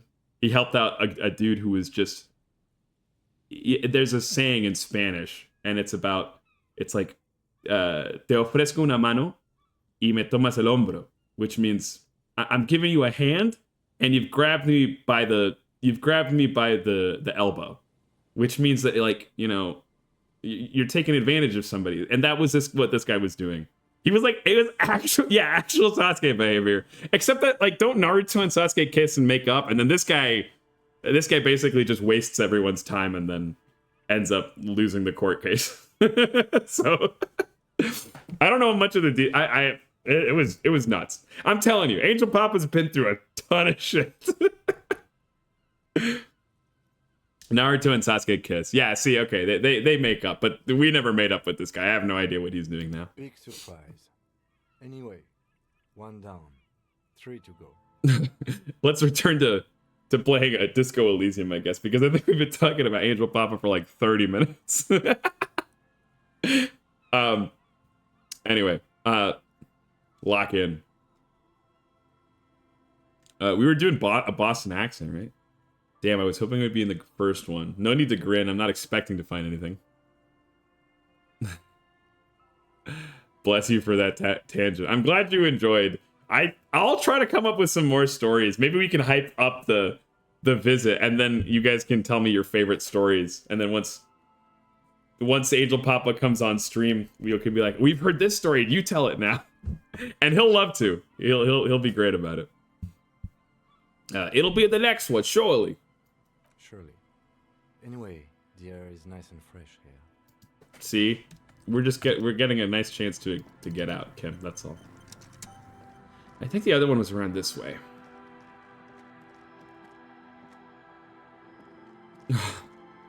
Angel Mama had some crazy stories too. Oh, I could talk about them forever. Kim can have a little fresh air as a treat. Wow, sir, I love your ball. You know, knowing Angel Papa, if he saw like a commissioned piece of art that's like, him,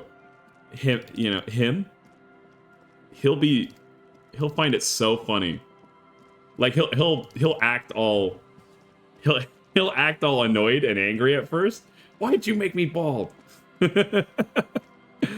But then afterwards he'll be like, "Oh, thanks for getting art of me, Finch. That's really cute. Thanks for including me."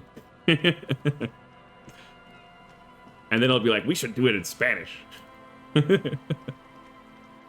So brush up on your Spanish if you've got any, because they'll probably bring some of it to the table too. You know, does it make any sense to play a specific game in Spanish if we were to do a Spanish stream? Like, is there any video games you guys associate with Spanish? I'm not sure that there is in my head, but of course we could always just change the language settings. I wonder if this game has voice acting in Spanish. If Disco does. Though that'd be pretty strange. Ah, here's another one. I think we missed one, though. I don't remember where the other one is. You used to play a lot in Spanish for high school. Oh, yeah. That's a good way to learn. Operators lies among. This trap is also full of panicked locusts. Panicked. No sign of any cryptozoological beast inside. Another empty trap. How are you enjoying the cardio, Lieutenant? I'm quite enjoying it myself. Always up for a good jog. Otherwise, would I still be on this case with you? I like the light ribbing. I feel like a good mark of friendship is just being able to make fun of the situation you're in. And make fun of each other. Oh. I've got this one friend. I was hanging out with this friend and Wormy, and we were watching Taylor Swift. We were watching Taylor Swift's concert. And like, here's the official Sharp Finch opinion on Taylor Swift. I like Taylor Swift. I like her pop music. I like her hits. I am working through her discography, and I totally understand why a lot of people really like it. Most of her discography has not really like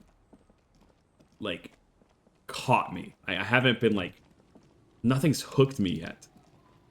Despite the way that people talk about it so passionately, including my friend. And anyway, but I guess the opinion doesn't really matter. We were watching this Taylor Swift concert, which she has incredible production value. I'd love to go see her live. She's putting on a crazy show for people. And if you haven't caught on yet, Seagull up there remind you of anybody? 1 second, Durance. If you haven't caught on yet, like, I can be pretty cynical and critical, and that's how I make. I don't know. That's how I communicate. I just like I like making fun of stuff, and the same is the case with Wormy. And we're watching with this friend, and we're just like, we're just criticizing every other decision Taylor Swift has made, and I'm doing everything in my power to still be like, I don't know, generous, I guess, because it is cool. Like, she's done a good job, and I don't want to like scare away my friend. I don't want him to go like, wow, well, fuck you for not liking what I like, you know? Not that I do that either, or that I expect it, but it's like, nobody wants to share their cool thing and then hear nothing but complaints. But at the same time, it's just how I, you know, it's one of my languages for comedy. Okay, we're looking at a seagull. Me? Exactly. Why am I like a seagull? Think about the seagull's story. It's one of endurance. That's true. And adaptation. The seaside was paradise once. They were birds of that paradise. Oh. Then their paradise became shit city. And what did they do? They became urban survivors, eating burgers out of trash cans, killing and eating pigeons.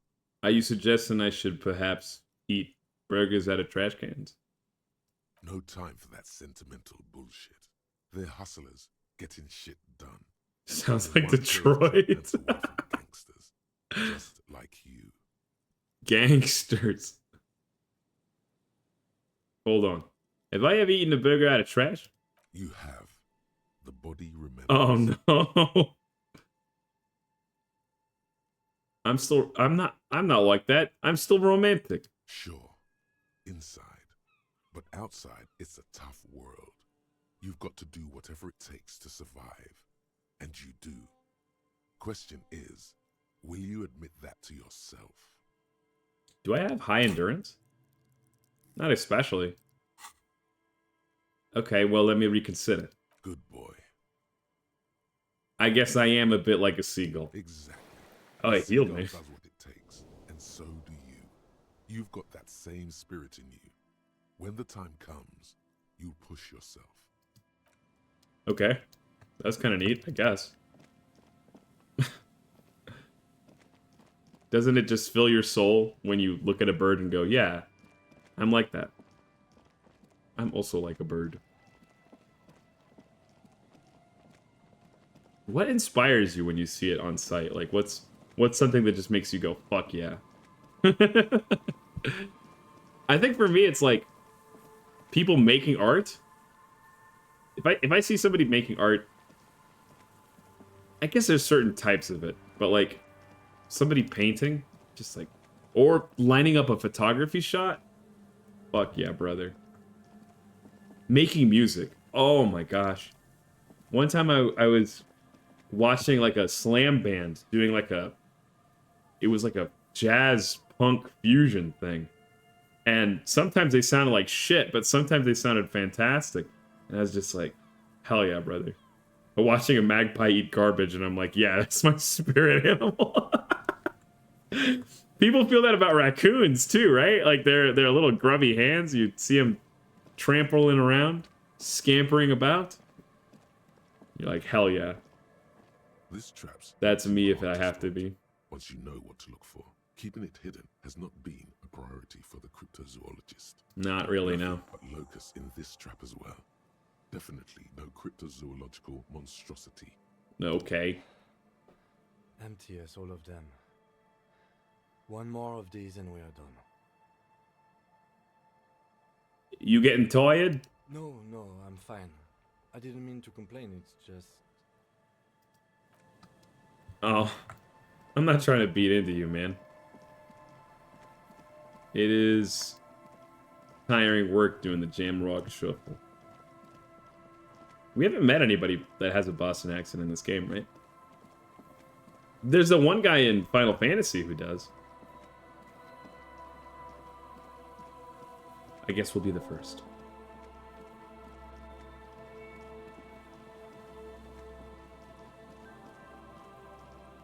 So we got this south one, we got the north one, and we got the one on the west.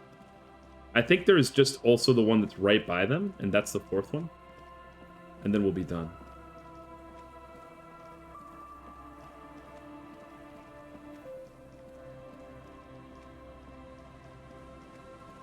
It looks like the day is starting to come to a close, too.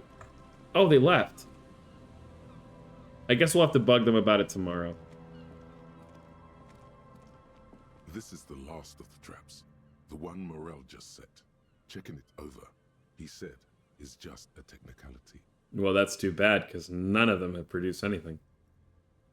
The reeds by the abandoned campsite hiss and shake. The later it gets, the colder. Remnants of the camp can still be seen in the sand. The fire that's gone out.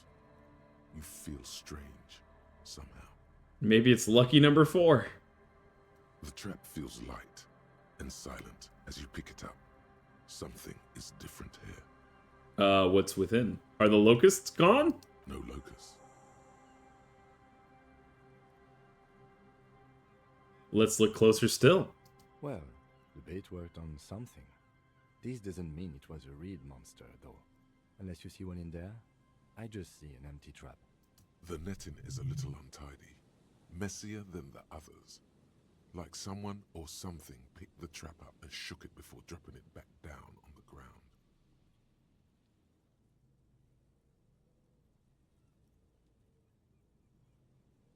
But what if it was the phasmid? What if it ate him and got out?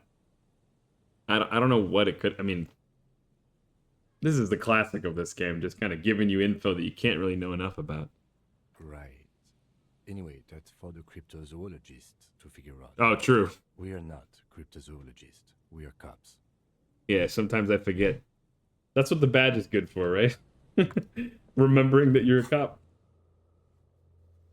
Oh, I could go back to the whirling now. And it's getting to be closing time for the day, too, I think. So we can go sleep. Start a new day. I don't think we really made much progress on the case today. What is it, like the last 3 streams? We found out I drunk drove. I guess that's some kind of progress. I did meet the people I'm gonna need to get signatures from if I want to work with that slime ball guy. I don't wanna, but I also don't wanna not. It's weird.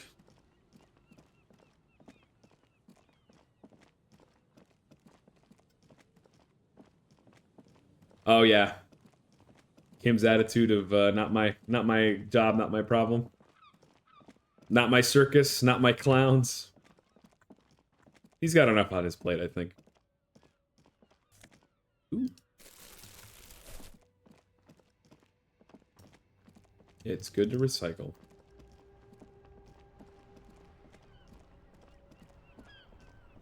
At least it feels good. Let's get in there.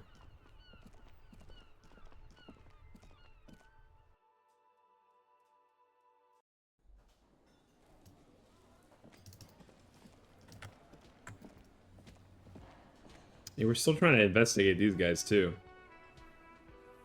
I don't think we're ever going to confront them directly, though, right?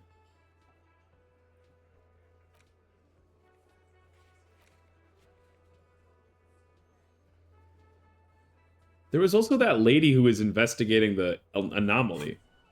I don't remember where we left off on that. Hey, man. We checked your traps. Great to see you again, officer. My wife can't wait to thank you. Go on, talk to her. Oh. Oh, sweetie, I don't even know how to thank you for finding my husband and helping him out. I hope we haven't been too much trouble for you.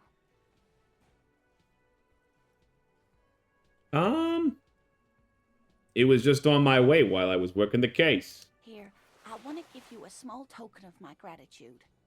It's a Oh. tie. Mexican origin. The pin is an antique. Quite special. The little silvery knob holding the tie together feels warm in your hand. It's in the shape of an avian skull. What the hell? 8 eyes. I'd really like to hear more about cryptids. You know, to hell with it. Let's have more cryptids. We turned the corner? We turned him into a cryptid lover? This is what you gotta do about all of your friends. You start telling them about Tenchi till they're like, you know what? Tell me more about it. Of course, officers. Is there a particular cryptid you two are interested in learning about? Is this bird a cryptid? No. It's the cryptid. Wow. They cryptid? Oh, yes. Okay, what is this bird? The 8-eyed teratorn, the largest flying avian ever discovered, with a wingspan of 11.5 meters. It was thought to have gone extinct 3,500 years ago. Some even doubted the fossils were real. A mutation, they said. Until... Mutation? All of evolution is a mutation.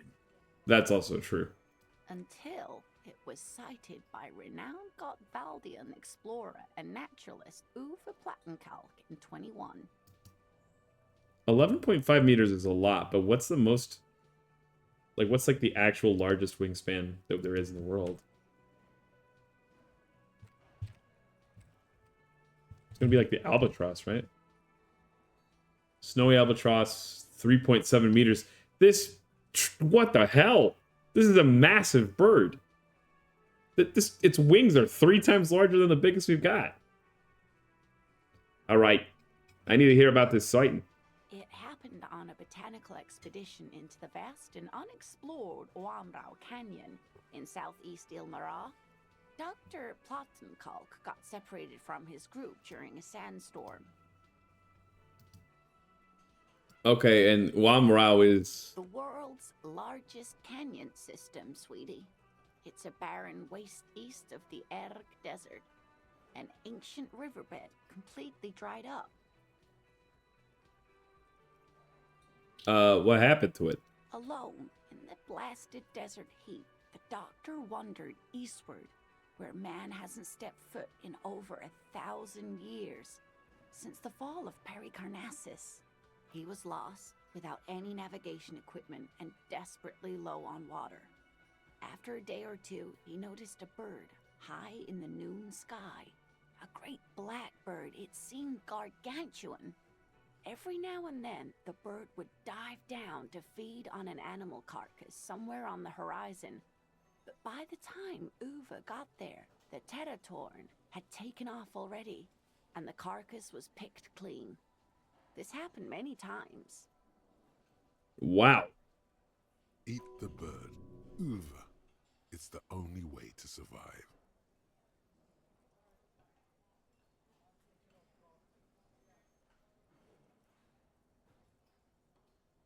He was following it. Yes, or rather, hunting. A bird that big has a lot of blood in it, and he was dying of thirst. For many days, Dr. Plattenkalk followed the Teratorn until they reached a great canyon wall where the bird finally landed to rest. Okay. The professor climbed up there with a rock in his hand. He found the bird sleeping with his head tucked under its wing, a great black pile of feathers on the perch. So he approached, slowly squeezing the rock in his fist. Then the Teratorn suddenly looked at him. He could see it had 8 eyes, 4 on either side of its skull, like a spider. And the man couldn't move. He was paralyzed, frozen into place with the rock in his hand. Whatever he did, he could not get closer to the bird. What the hell? It's like a Medusa bird. Wow, yeah. Talk about the only way to make a Medusa scarier. You give it wings? Alright, why? The bird was controlling his mind. For real? It kept him from approaching. He could step back, but every time he stepped forward, paralysis.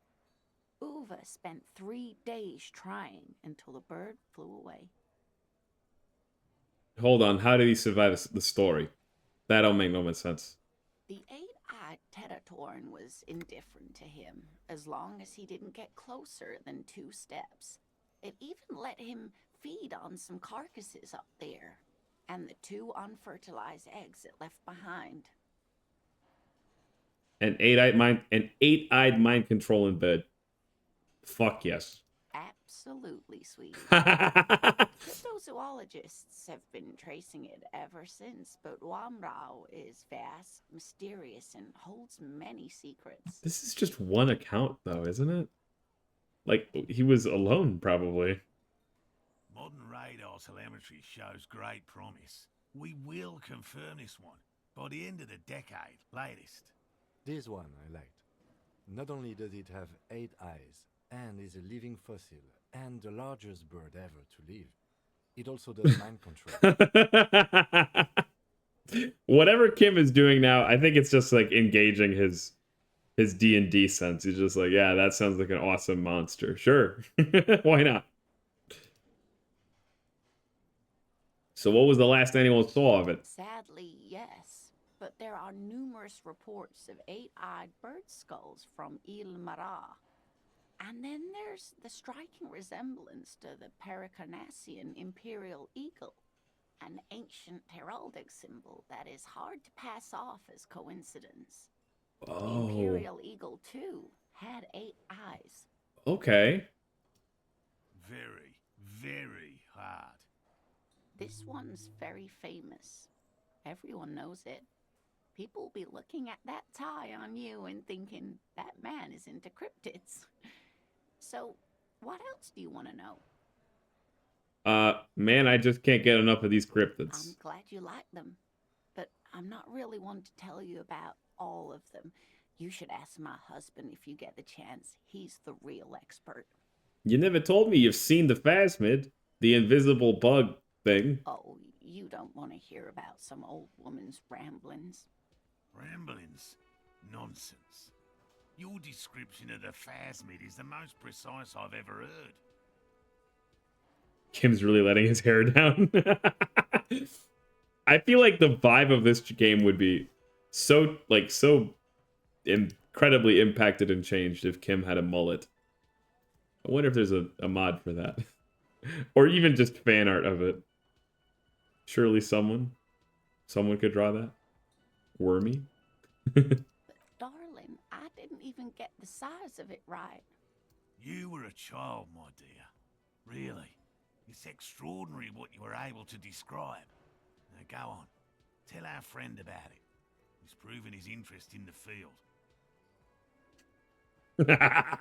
No way, I love his straight-laced balding head. People know I love cryptids because of my Sasquatch is real and ate my ass hat. The Mothman is real. He gave me a blowy in the Denny's parking lot at 3 a.m. I feel like I like people that are into... I like being into cryptids, like, aesthetically and in passing. But, you know, actually trying to hunt these monsters down, it's sort of increasingly strange. Reflexively, the lieutenant read his familiar notebook. Well, it was summer. I was building a racing track out of sand on the beach near a tall stand of reeds. Quite a tall one. Many times my height, I remember. When, all of a sudden...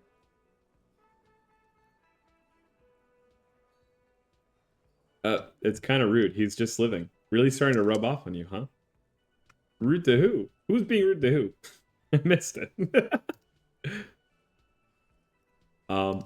Wait, where was this and how old were you? I'm getting ahead of myself. I was 5 and a half in Betancourt in the suburbs.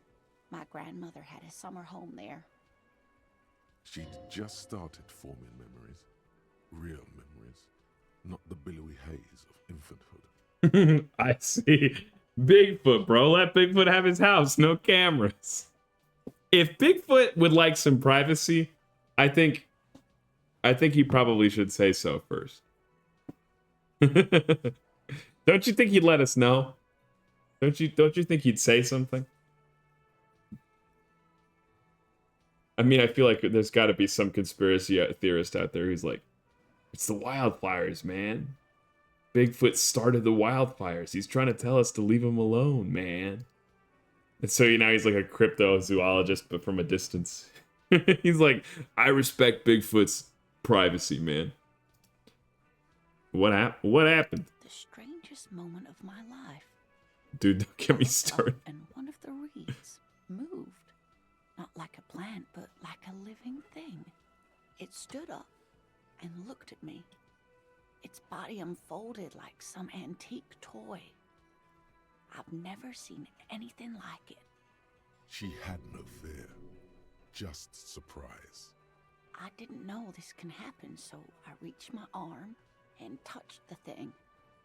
It felt just like a stalk of reed, but it moved, swaying, towering above me.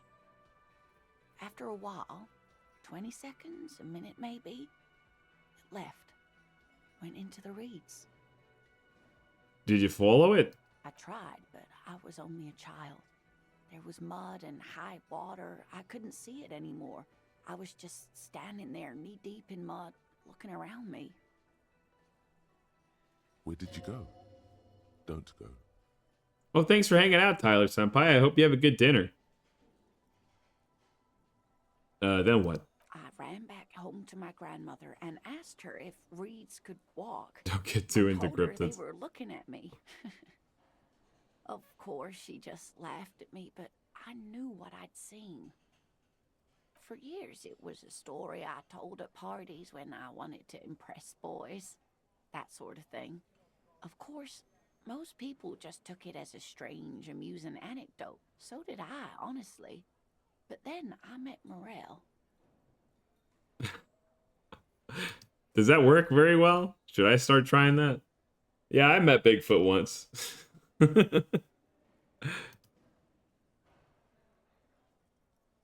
We were on a date. Can you imagine? She tells me a story, and it's the most detailed report of the Insulindian phasmid I've ever heard. The sounds. She told me it hissed. So that's how they met. This is beyond significant for them. Yeah, it's like their thing. This is it's our phasmid, or I mean our crypto or cryptid. It did, yes. Like reeds in a gust of wind. Thanks for the lurk, Cole. Good. Hope you're having a good one. The way it moved, the colour, how some of its limbs were white, like marble. It matched perfectly with what I know from other accounts. It was amazing. If it weren't for Lena, I might have given up hope years ago. It's no exaggeration to say that she restored my faith in my profession. How big was it? How big was it? It's How do you hard say to that? say how big things are when you're quite small yourself. To me, it seemed to be taller than I was then, but that's probably not the case. How big? How big was it? That's almost like more of an Australian thing. How? Anyway, its limbs are white. Not all of them. There is some white coloration reported, along with beige, where the camouflage ends. Okay, and you two were on a date. Talk about First, bugs. Yes. Kim, what do you think of this? I thought it was a wonderful story, man. But I don't believe it. A child left unattended on a warm day. Children make up stories and then end up believing them. Well, thank you for sharing this with me. You're welcome, sweetie. I do appreciate the chance to relive it whenever I get one. It was just such an impossibly sunshiny day. So warm. Is that related at all? Do we have to wait for a warm day to find this bug? And she could get up and walk right into the reeds on her own, into the mud, anywhere. Yeah, before her accident, I guess, right? She mentioned something that took her. Well, nonetheless, though,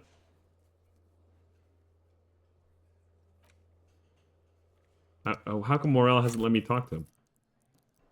Maybe we can try now. Nothing like the gratitude of a good woman. Now then, what can I do for you?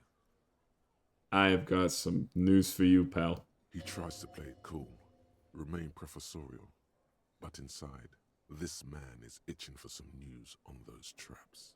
I checked all the traps. Good. Okay. And one of them was empty. Completely empty? Yes, there was nothing in the trap. No locusts, no phasmid. No locusts? No phasmid either? Correct. That's not ideal, but... The empty trap was the... nah, I'm doing an Australian one. The empty trap was the one that your campsite. Maybe this factors in somehow. I definitely left that one stocked. Right from the campsite? Just means the Insulindian phasmid is even more clever than we thought. Of course, more clever. Kim! You're dealing with a subject near and dear to their hearts. It might behove you to tread lightly. Yeah, The Phantasmadeia picked That's a up very the good idea locusts that suggestion. escaped. This is good news, though we'll have to reconsider the design of the traps. Make them more secure. Another trip to the reeds.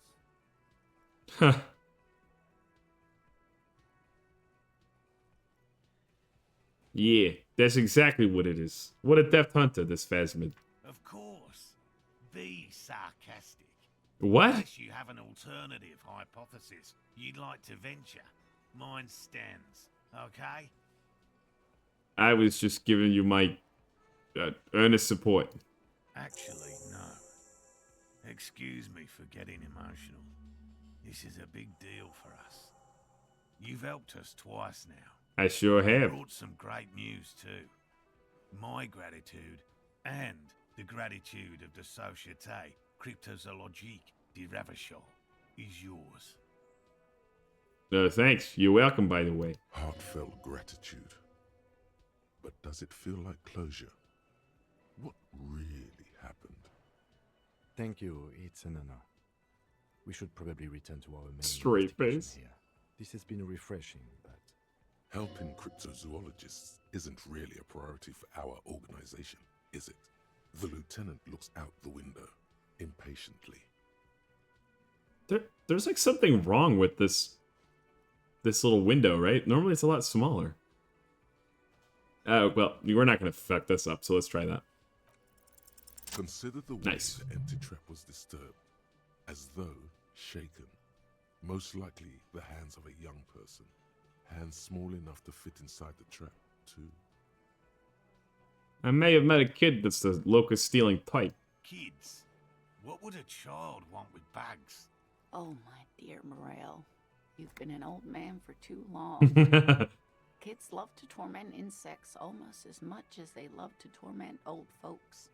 they're small and numerous. Insects can't protect themselves. It's weird. Swapping between an accent is odd. I'm like, am I saying this or is this Harry?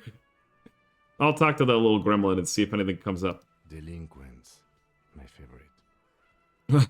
Oh, you've been such a dear to us. Please let us know whatever you turn up. I have a feeling we're getting so close. Well, I see you've got all the help you need. I'll see you tonight at my place. Let's play suzerainty, but no more field trips for me. Really, Gary? We're getting somewhere here. I'd love to play suzerainty, but Is it like Catan in this Reyna, world? I'm sorry, but you're not getting anywhere. It was some kids. I know the little mutants around here. Leave anything out in the open and they'll steal it, even if it's bugs. That's true. Oh well, it's been fun. Anything that's not nailed down, But I need to including go, bugs. and I have deliveries to handle. When this tea is done, I gotta run. No need to apologize, Geary. You'd be more than helpful. We'll have to take a rain check on that game of suzerainty today, though. We're gonna follow this through. He keeps the language unemotional, but it's in there. Disappointment. Yeah, that's too First bad. man to break formation is always a blow to leadership. This is bigger than he lets on. That's true too. Did you know Gary was hiding the armor? Hell no. I had no idea. And I'm still cross with him, to be honest. It's not like him. He's got his quirks, but dishonesty, disloyalty are not one of them. That's odd. I don't know what got into him, officer. Thank you for letting him off easy. He won't forget it. We'll make sure he won't. Dope. Can I talk to him now? I think we already kind of busted his chops Always about a it though. pleasure to see an officer of the law. Yeah. Whatever, I dude. mean, officers. Okay, I don't want to talk to you about Kim.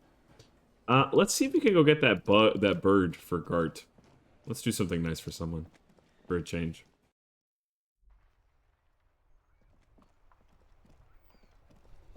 Can we teleport? Nice. No more walking for us. We get to enjoy instant teleportation. Okay, so there's a house right to our south. We're gonna steal the bird out of that house. And I hope nobody brings it up. Although, come to think of it, that little girl is gonna be able to rat us out. We're gonna get ratted out by that little girl 100%. But I want to give Gart a gift anyway, so it's a decision and a ratting I'm willing to go through.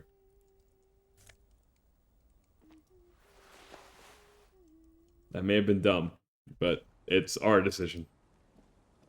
Okay, so we wanted to go check with. Okay, yeah, there's 3 kids in total, so I guess we can bug these guys. The scruffy-haired little boy kicks a stone while the other watches him do it. Okay, wait. The scruffy-haired. Neither of them have anything to do with bugs in their list of things. How about you? You like bugs? Hello, mister. Bye. Goodbye. What's that? Is that the phasmid? It looks like the phasmid, leaning against the wall. I guess we try to sneak up on the phasmid. It's not the phasmid. It's not even organic. It's a fire iron. How disappointing. Oh, good. I'm losing my mind. I'm glad.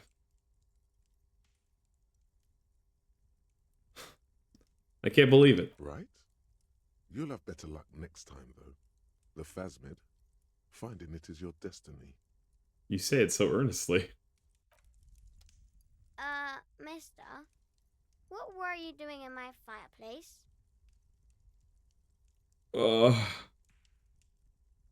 There was a phasmid in it. I was trying to catch it. Oh. Okay. Adorable. Are the twins outside your brothers? Yes. They don't want to play with me. They're older and play outside. They look the same. Sometimes I can't tell them apart. They look identical, right? I said the same thing. They look identical. Well, you're adorable. Bye. There was nothing about worms or bugs whatsoever there.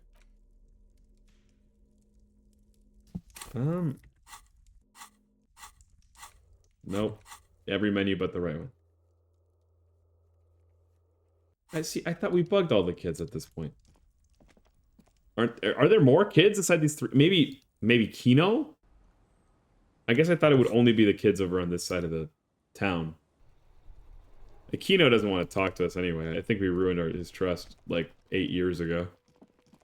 Oh well. Or Kuno, that's his name, not Kino. Kuno's like Kuno's dad? Kuno doesn't give a fuck about anything. You wouldn't happen to know anything about any missing locusts? No, Kuno doesn't give a fuck about bugs. Oh my god, I told you that shit is lame. Shut up, see. Now they're gonna take you to lame prison. So he stole locusts? She sounds like she's about to cry, out of disappointment at Kuno's newfound lameness. What's this about? Deny everything, Kuno. You need to lawyer up. Kuno's not gonna say anything without his lawyer present. Okay. There's definitely something going on here. Remember his pig's head shack? You should check it out. Kuno, let's talk about your shack again. The fuck do you want with it? I've heard enough of this. Call Pigmeister. Don't come into Kuno doesn't fucking care. Okay, goodbye. I wonder if there's ever a world where you can give him a redemption arc or something.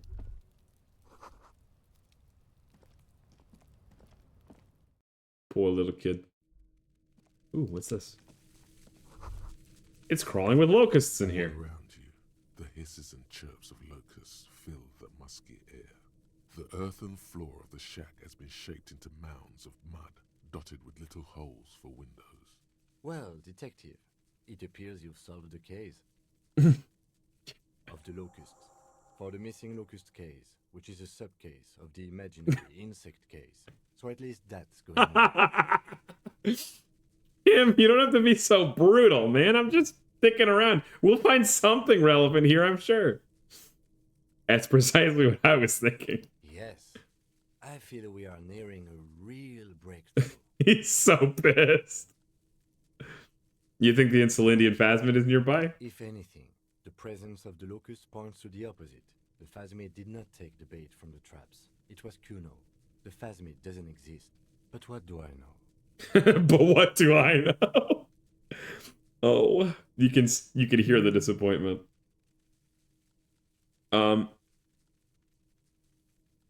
We should talk to Kuno about this. Get him to I'll stop. let you handle the Kuno side of things. You are doing just fine. Great. I'm telling you, man, eventually this will make sense. It'll all shake out in the wash. And then you'll realize I'm a genius. You gotta admit, I found out the bullet thing. That was pretty cool. I'm a good detective. Kuno's like Kuno's dad. Kuno doesn't give a fuck about anything. I know you took the locust from the traps the cryptozoologist set up. Yeah. Kuno took the bugs. So what? So it wasn't the phasmid. A wave of disappointment washes over you.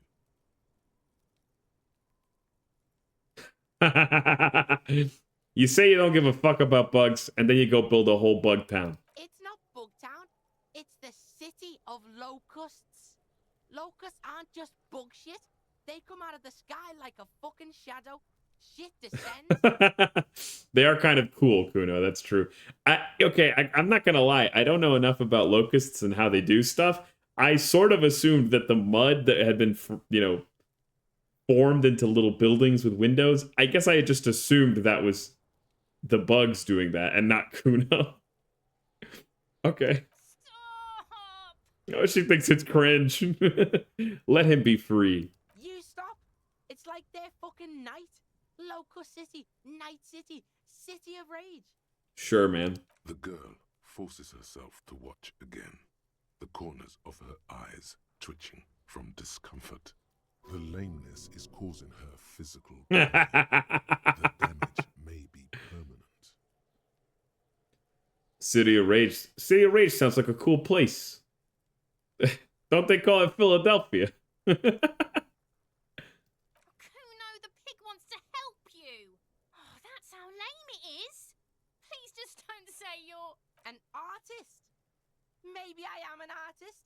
You hear that, everyone? I'm a fucking artist now. That's great, Kuno. It's cool to make art. I'm your adult friend, and it's normal to have one of those. Oh my god, Kuno. He's gonna make you totally lame in, like, 3 seconds. I'm gonna make you lame. I'm gonna hit you with my lame laser, and it's gonna turn you lame. Yo, fuck you, see? Kuno can be what Kuno wants to be. Kuno's his own man. Kuno's free. He's ripping open it. He's trying to rip open his shirt. Kuno made himself into Kuno. Kuno can make himself into anything. Kuno can make himself into a pig if he wants. Kuno can make himself into a... Kuno doesn't give a shit. Okay. Don't make yourself into a pig, Kuno. You'll have to take me away. In it, you hear snow melting, dripping from the eaves. Someone closing a window. So that's what this is about.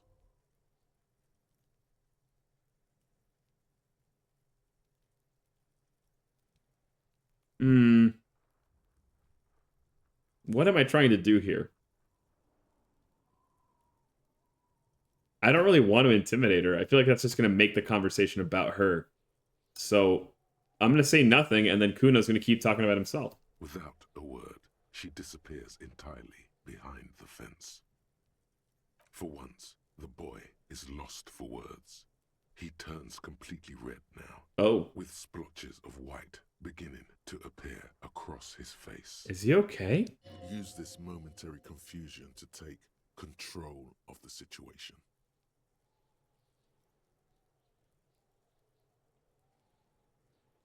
I need you to stop taking locusts from the traps. The cryptozoologists are trying to find something very important. Those locusts are bait. I don't give a shit. locusts anyway. Shit is all lame now. C was right. The girl's face appears again, above the fence, just long enough to make eye contact with Kuno. I have to ask, what does the city of locusts mean? It don't mean anything. It's shit. Kuno just likes to focus. Kuno likes to concentrate on shit. Build shit when he's zipping hard. Fuck. Pig, you really shouldn't have fucked with Kuno City. Now it's all fucking lame. Now what's gonna happen to the locusts? Kuno's gonna let the fucking locusts die. Okay. Well, I'm going. The fuck are Goodbye. they trying to catch anyway? With the traps? The Insulindian Phasmid. Huh. Later, Kuno. Fuck out of here. Kuno's tired of this shit. There's silence between the two children. They're not saying anything to each other, nor looking in each other's direction. Well, whack. That's too bad. I guess we gotta go tell them what happened.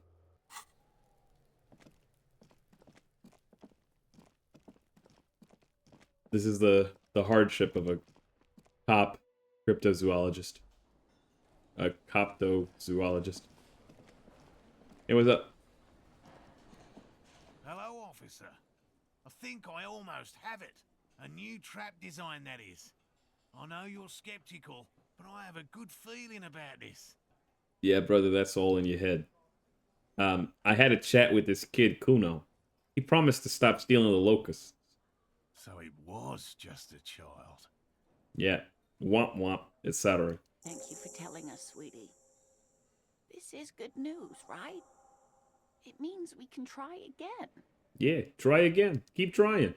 You'll find the bug. Something is secretly gnawing at her confidence. It's not this Kuno kid or the missing locusts. It's something else. Oh. Is she on a timer? Is she sick? Is someone sick? Yeah, you're right. We just need to restock the empty trap. Then we'll need to inspect the traps one more time. And then maybe we can. Oh. Someone is in fact sick. He has a 38-degree fever. His resilience has given way. Darling, I told you to take it easy. You're getting sick.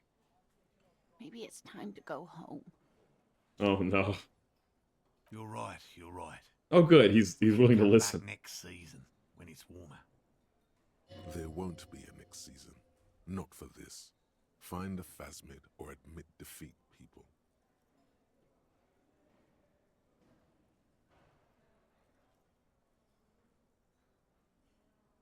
Oh, oh brother. Damn it. Maybe I can still restock the trap for you. You can? Fine. It's better than having these people get pneumonia on the coast. But after this... Kim keeps drawing lines. He's like, we'll check on the traps, but that's it. And then he's like, okay, you can investigate the locust kid, but that's the last straw. We're like a married couple. Really? It's too much, officer. What Morel means is we're grateful for your help. Yeah, These just... are fresh fractured locusts. They should slide Ugh, right down what the the funnel. fuck? And thank you again. That was an insane here's your locust sound. Should this lead to a discovery? I'm not talking co-discovery, of course, but You what? Wow. Co-discovery. You'd be famous. You'd show them all. This does tingle the pleasure center. Thanks, electrochemistry. This would show them all. We need to get you on that list of discoveries. No question about that. Geniuses, these two. Is there a way to play this game where you like can you like mod it to max all of your stats, and also does that even make sense to do? Would that kind of defeat the purpose? I'm imagining a world where I get to hear every voice in my head all like either agree or disagree all at once because I'm passing every single roll.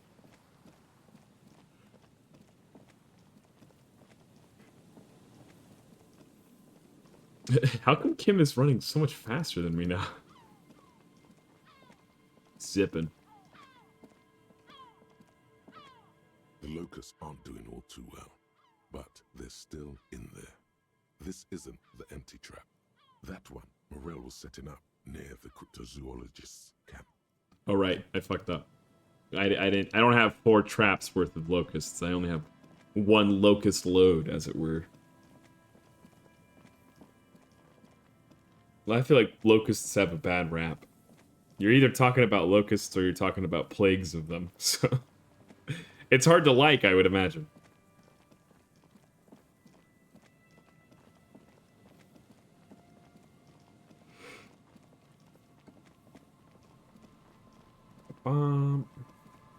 I wonder if at some point Kim is going to be like, no, I'm done with this. I'm not helping you do stuff that's not story related. Get out of here, Harry, if that is your real name. The trap stands empty near the reeds. No insect sounds or movement around. Only the reeds' apprehensive hissing. Okay. The locusts, dazed from being transported, slowly begin to acclimate to their new surroundings.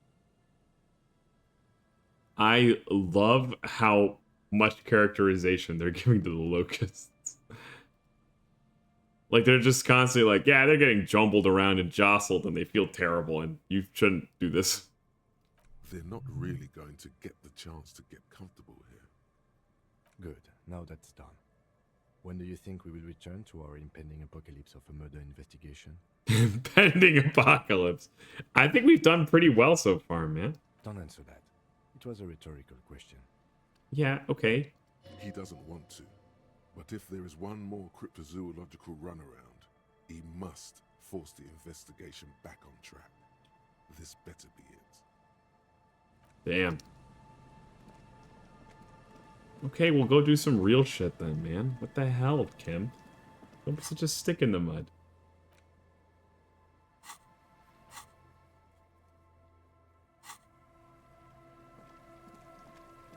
It's not as if the fate of the world is at stake.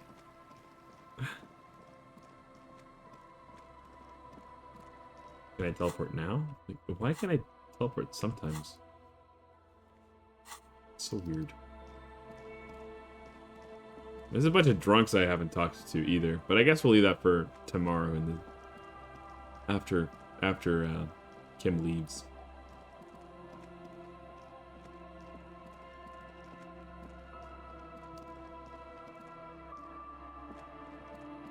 I'll just check this one while we're here. All the traps are stopped now. And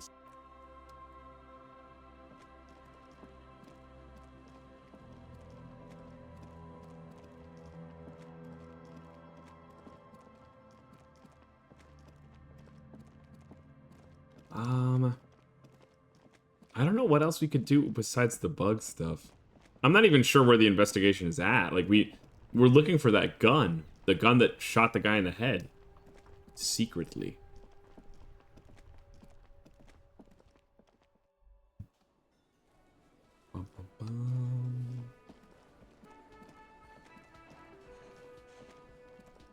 Hey, Lena. Hello, dear. It's good to see a familiar face. I restocked the empty trap. Where's Morel? Thank you for doing that, dear. her smile is weary. Her earlier ebullience has left her. Ebullience. That's a fun word. What does that mean? The quality of being cheerful and full of energy. What's the etymology on that, though?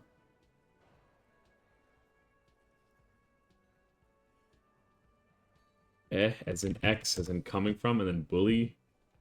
Ebullire, meaning to boil over or to bubble up. It's just kind of like meaning bubbly. To hint at an answer to your question, there are Kim-based achievements.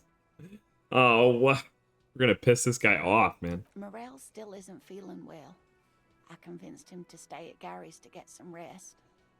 I'm afraid the cold has really gotten to him. Only the hardcore players left, huh? Yes. Field work is a young person's game, as they say. So, who's gonna Morel check the will traps? eventually, or we'll talk Gary into going back out, perhaps.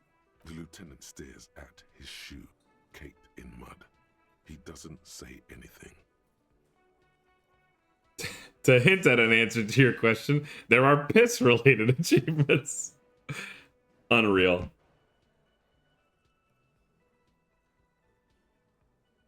I'll say this out loud. Something tells me it's up to me again. No, you don't have to do that. Enough of this fool's errand. Morel will do it. Or Gary. You have work to do. I've wasted enough of everyone's time. Oh, we've invested so much time into this. We're gonna piss Kim off. I wonder if there was like any way. I wonder if there was any way to like feed him some more actual story stuff, and then he'd be like, okay, I'm satisfied now. We can do a little bit more bug. But that probably isn't true.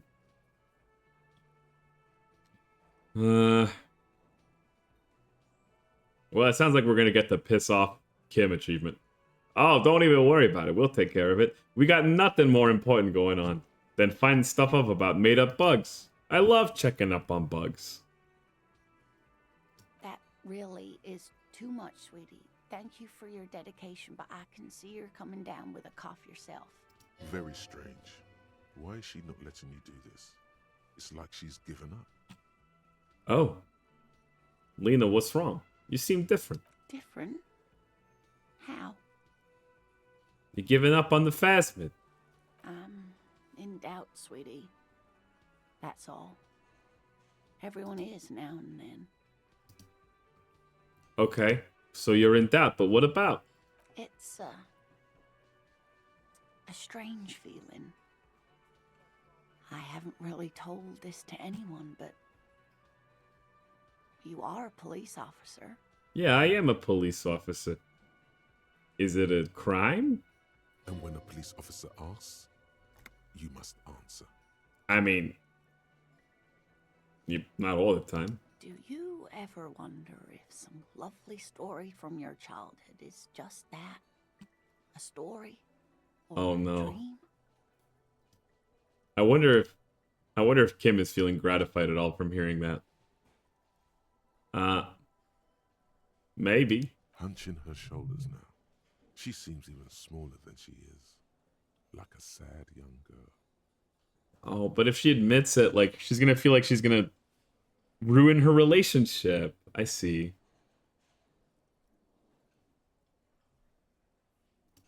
Seeing the Insulindian Phasmid was just a story I used to tell people. I didn't really think about whether it was real or not. But Morel told me you've seen it. And you also told me. Morel's so proud of it. He always tells everyone. It was just some story for you, huh? A terrible sting in the heart. Regret.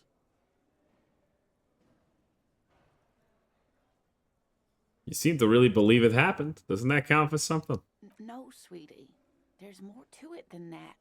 Morel was so eager to believe my story was evidence of the Phasmid's existence.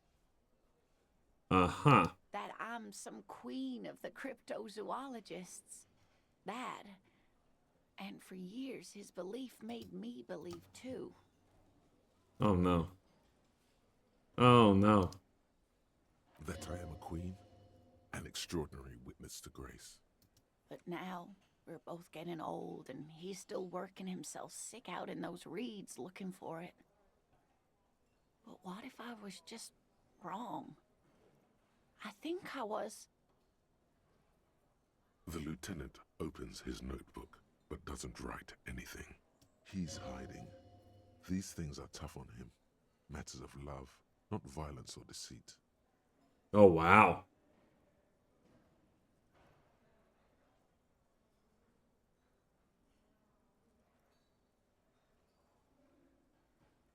That's a tough thing to try to tell somebody. But we've been through a lot. I have no idea when my last autosave was.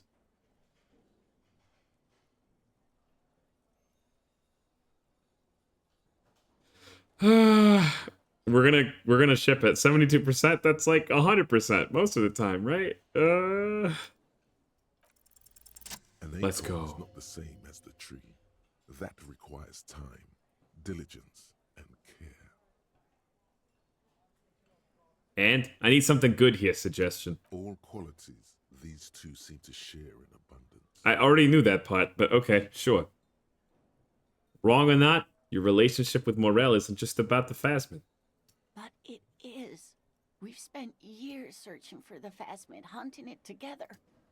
Without it, what are we? Just another pathetic old couple.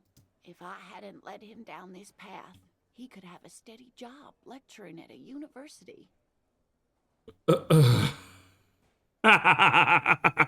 This second thing is crazy.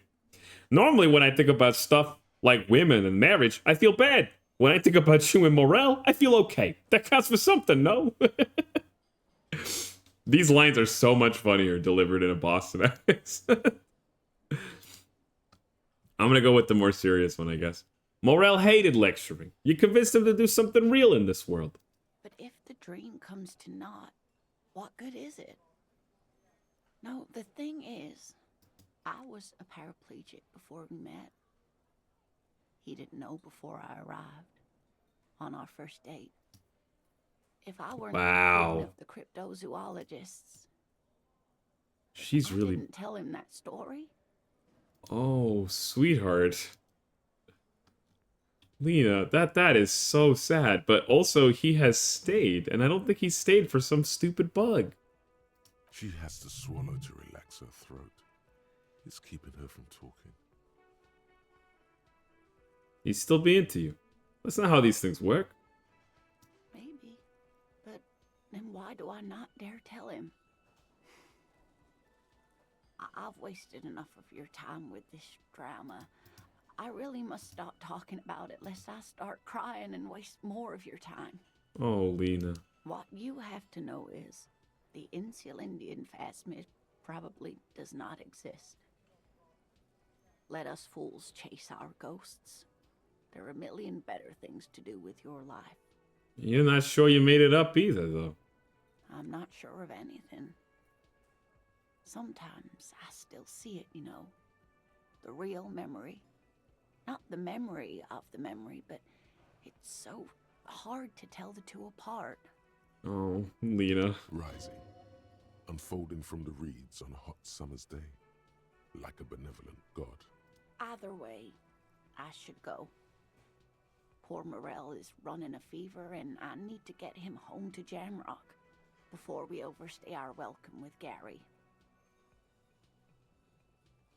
Dude. I'm so invested. What does it cost to go check a set of traps one last time, you know? And if you don't, you're giving up hope completely, you know? Are you sure you don't need help getting to Gary's? Oh no, thank you, but I can get there on my own. This old thing is gas-powered. And then a taxi home. It's not so bad. I mean, I guess Morel was willing to leave her here alone. I didn't think it was going to be a drive away. You do that. I'll check the traps one more time. Really? Oh, sweetie. Please don't get stuck on a dream. Take it from me and Morel. No one can stop you from finding the Phasmid. Thank you, Volition. Can I have your address, just in case there's bad news?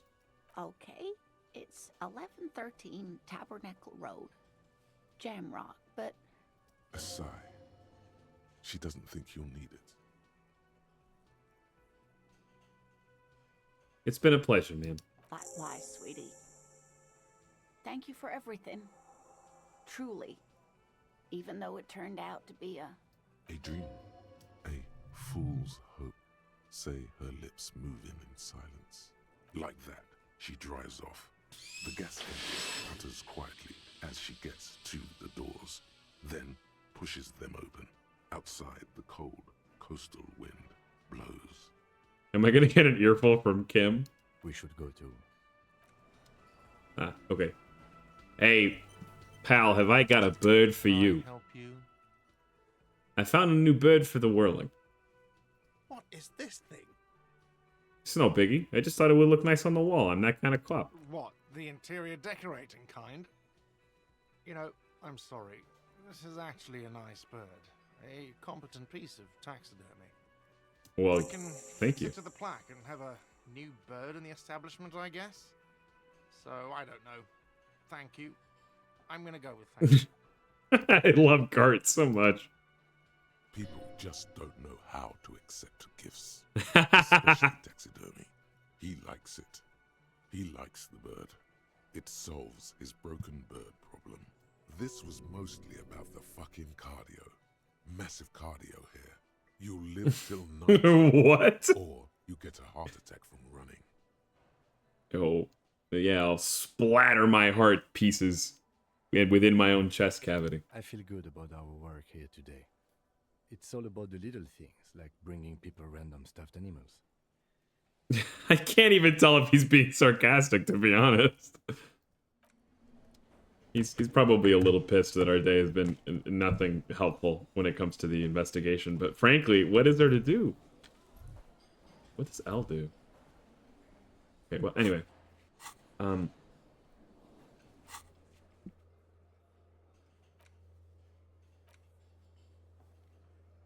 Oh, I guess, no, we still need another hour of stuff. Another 45 before we can go check out that house.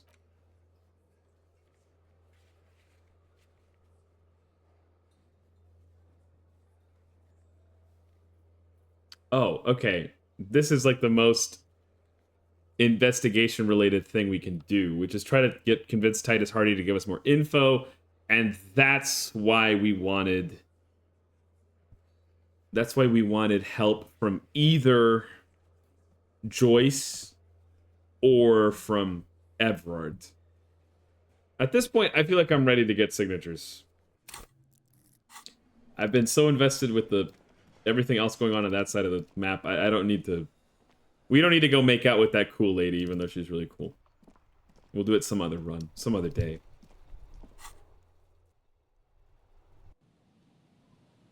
But now we'll just daydream about making out with her. And besides, we also stole her bird. I feel like maybe we've already tanked that relationship.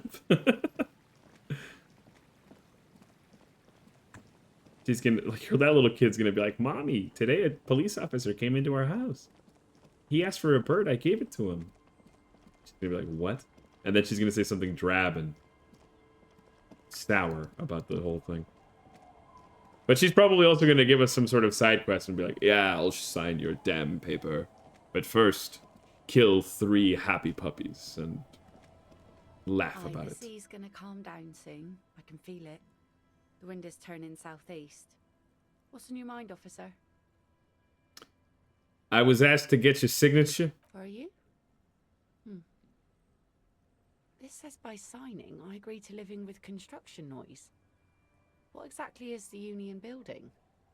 Everard's planning to turn some of the village into a youth center. What a nice idea.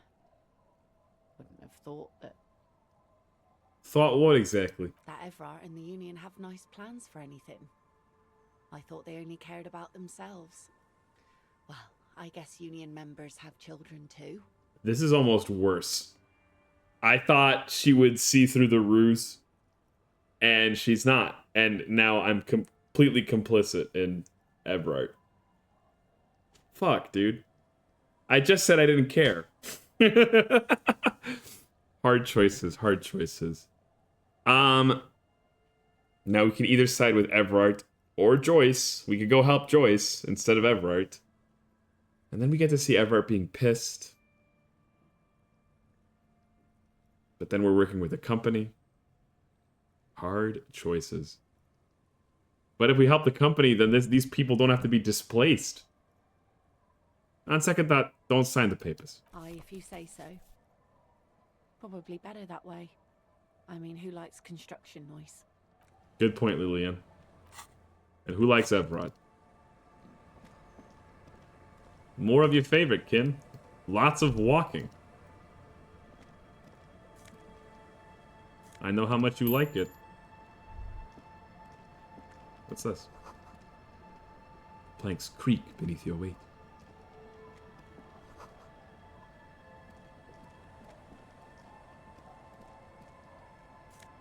Ooh, some tear.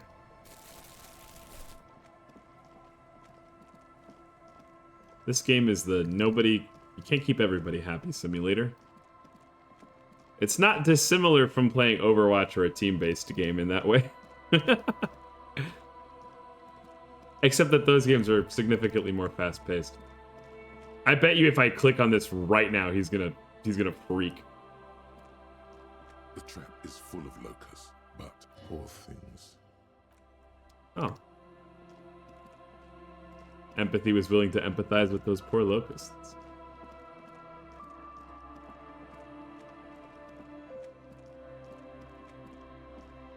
Maybe tomorrow we'll check the rest of the locusts.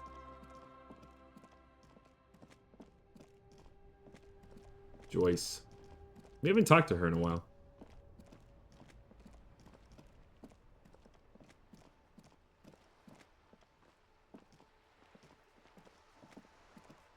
I like playing in the dark. Sharpens your nocturnal instincts. Feels like being on recon again. Okay, that's a funny voice line to explain them being out here at fucking 8 o'clock at night. We could improve our composure. Try to see if we can... No, we can't. We were maxed out on composure. Right. So we'll just never be able to retry that until we find some other way to improve it. Oh well. Shit sucks. But keep going. Joyce. I gotta tell on... What's his fuck?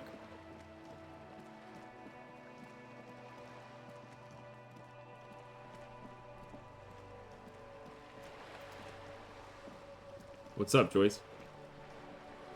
You're back. Good. What can I help you with? I totally forgot we found my badge. Bro, okay. I found my badge, by the way. I love you did. Fast, observantly, like an electronic printer. Pleased to meet you, Lieutenant W. Freighter Dubois. I am glad to see a man of high qualification. The situation is precarious. Yeah, What don't... can I help you with, Lieutenant Freighter? I'm glad you seem to have forgotten my incredible drunken amnesia. Perhaps it's contagious.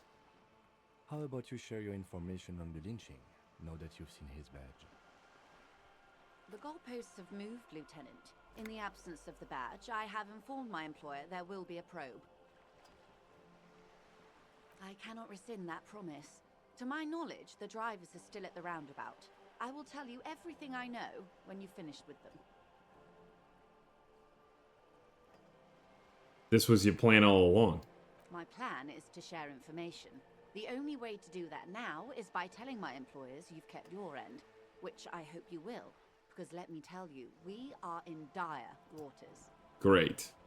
How bad can the info she has be? The sooner the probe is finished, the sooner I can share crucial information with you. Now, is there anything I can do for you in the meanwhile? Tea, perhaps? Whatever, girl.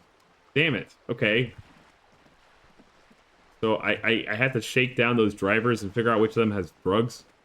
And they're all nice people, too, by the way. Okay, I'm doing this. I'm doing this so Lillian's children don't have to find a new home. It's fine.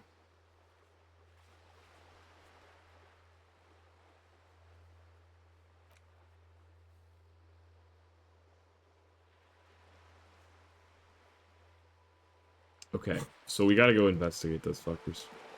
Those fuckers. What if we sing karaoke real quick? Before we do that.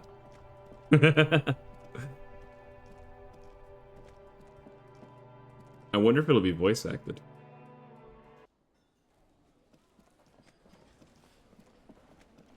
Hey man. I'd like to sing karaoke. Hey, was there something you needed? Well, well. Bringing him that new bird sure made a difference in his attitude. God, I saw another thing at the Whirling. Another thing. Great. I love those. Yes? Wait, how do I karaoke?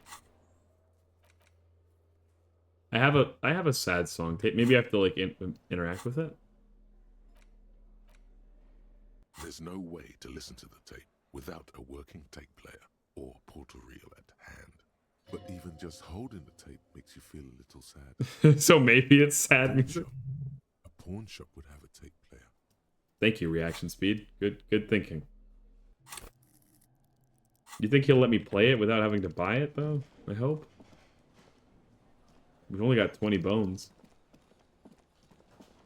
You need to go put Kim to bed first and then talk to Gart. Okay.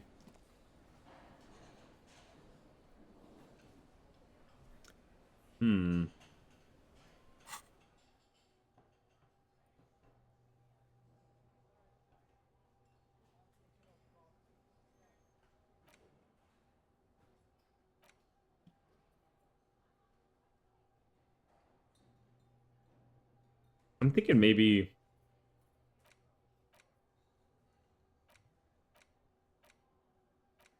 we could add another...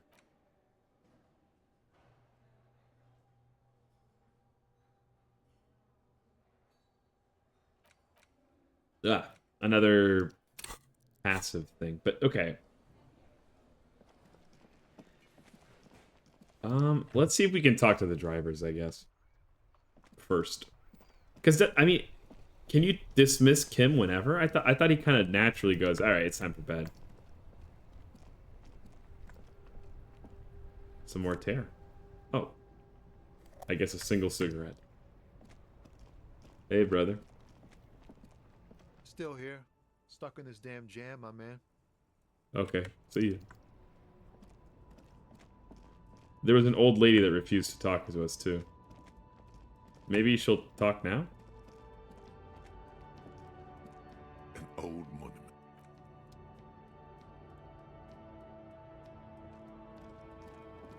What's up, lady? The woman still has her eyes fixed on the photograph in her hands. In the background, the radio plays. No response. Nothing. I wonder how you talk to her.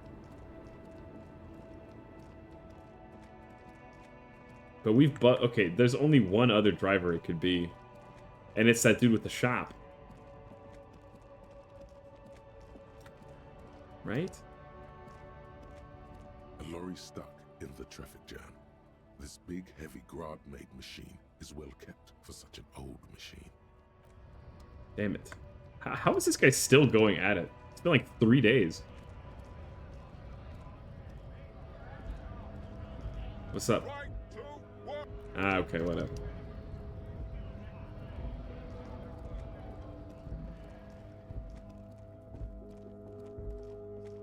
Maybe this away. Yeah, we're gonna go bug that guy who's set up shop and see if he's got anything going on.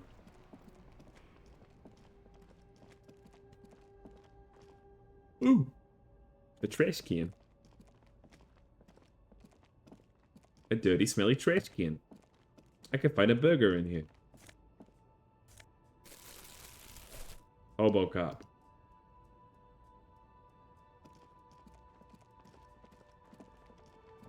Hey, brother. Everything's still cool here, officer. What kind of stuff are you selling here? Only the coolest goods in Revachol. I've got sneakers, speakers, extremely comfy pants too. Try them on right here.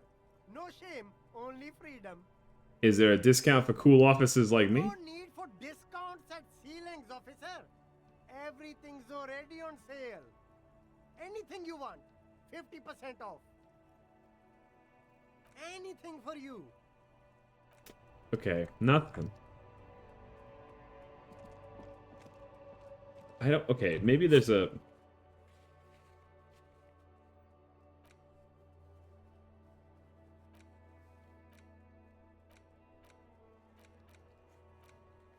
Well...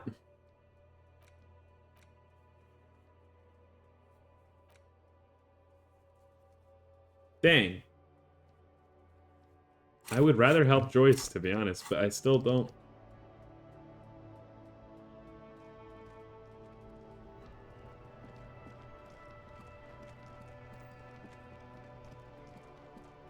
I mean, there's that, like, nice guy outside of Everett's office. Maybe he'll give us some info inadvertently. Still here, stuck in this damn jam, my man. What's up? What are you hauling anyway? Oh, high-grade narcotic. Time to arrest him.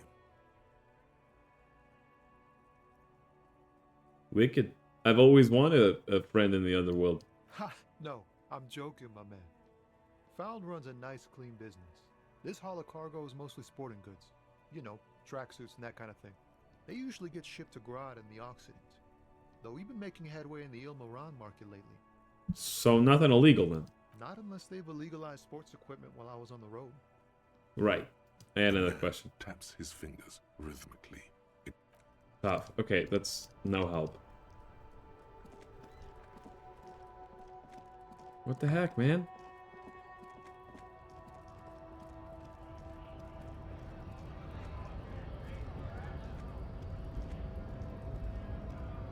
What do you got to say about all this?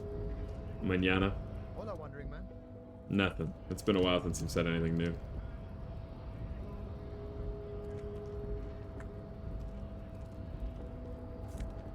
Whoa. Hypno-gamma.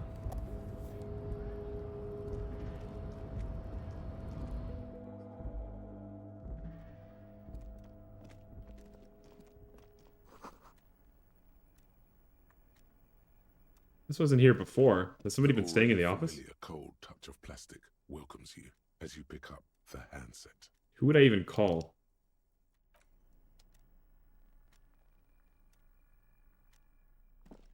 You've already dicked around in this room before.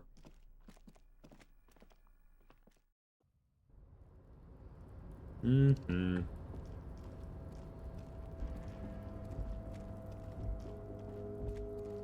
This way, I think.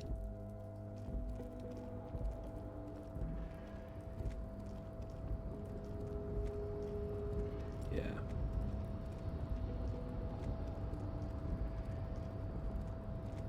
Where's that chipper little dude? Bring him to me. I have questions.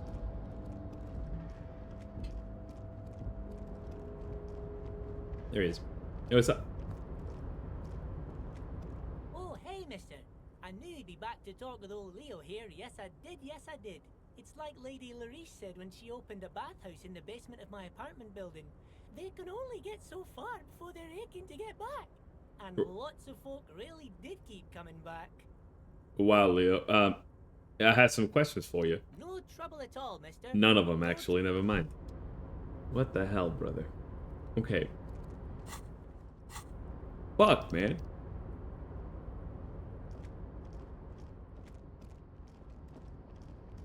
How are we supposed to help her get dirt on this company? Maybe Kim just has to suck a fat one while we keep hunting the phasmid or something. Nothing else to do.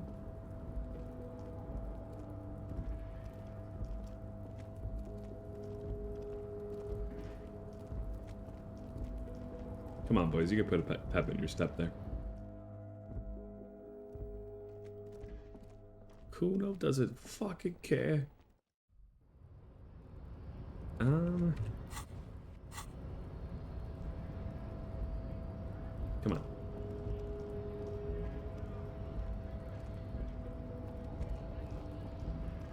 So much aimless wandering.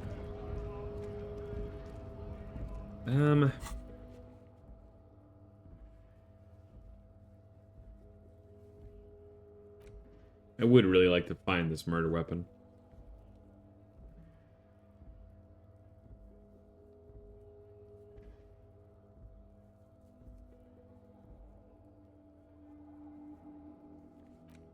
I wish Joyce would have actually given us the information that she promised us.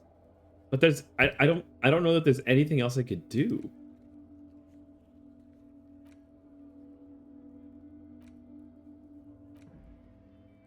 You know, maybe we're just gonna do karaoke now.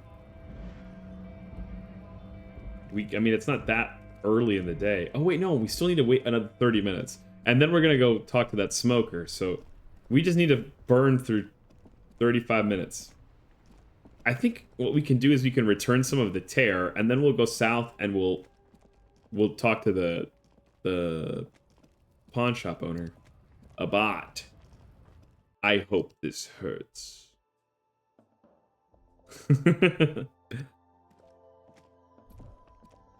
Ooh. Tear machine. The tear machine stands in the corner. Your bottles clunk into the machine. I thought we had more than that, but you know, we'll take it.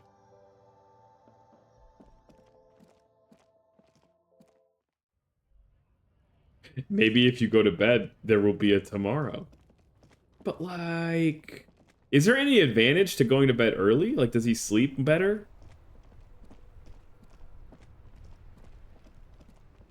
If not, my instinct is going to be to go to bed and to keep doing stuff until Kim is like, all right, I have been running around after you all day.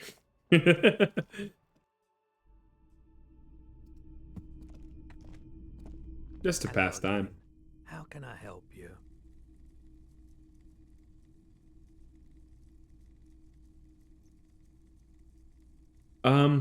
Okay, so it looks like I'd have to buy the thing. Which means, like, okay, what is this? Up here? The boomboxes wait on the shelves. And your boombox, that gold and amber Harmon Waushi, stares at you longingly with its tape-reel eyes. This Stereo 8 approved machine here. Is the Harmon Waushi W2. $12. Made in Vespa. Designed in Seoul. Plays all reel-to-reel formats. 2mm, 8mm, 12mm. It's even got a little radio in there. It'll set you back 12 real. Are you sure this is all in working order? Absolutely. I've tested each one myself with recordings of speech. Found sounds and music from a variety of genres. Even though I don't really like music. What the hell? Okay. Strange man.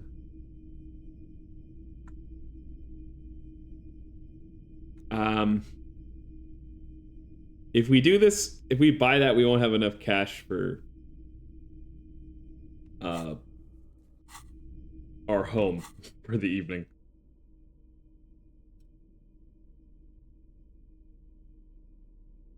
Is there something I could sell that, like, isn't useful?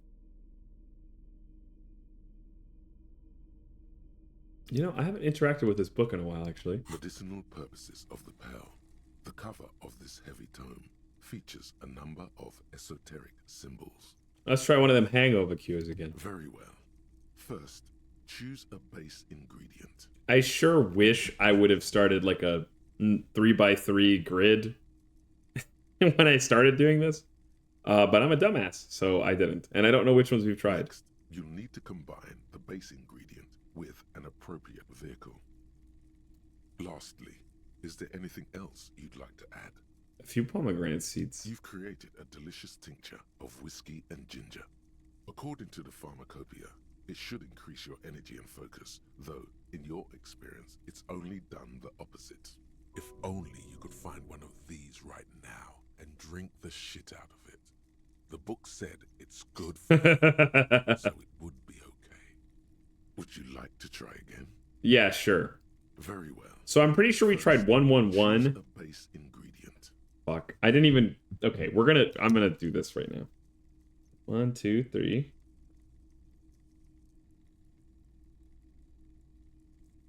One, 2, 3.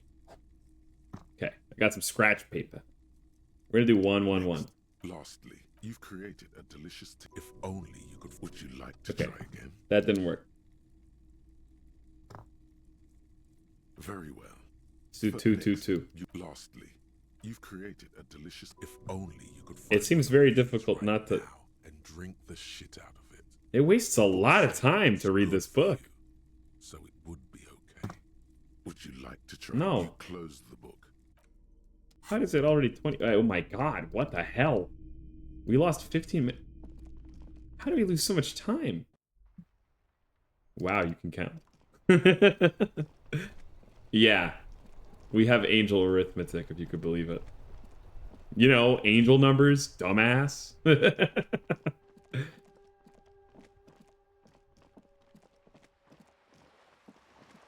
Here's a really tough thing for humans though. All numbers are angel numbers. It's just that you guys have some favorites for some reason.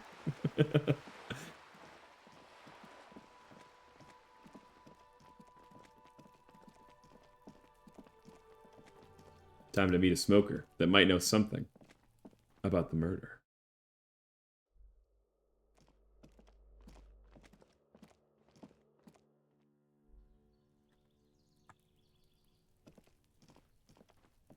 Ooh, at last. We've been waiting for a long time to get this resolution on this. What's up, brother? Gendarmerie, you found me. What does that mean? Gendarmerie.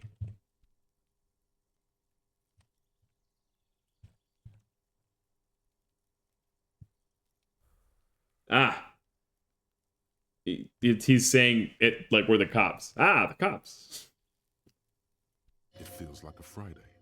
He seems to be in a good mood tonight. And his shirt is still unbuttoned. We got your hint. Found the key right under the stone. Beautiful. So tell me, are you here to make things right again?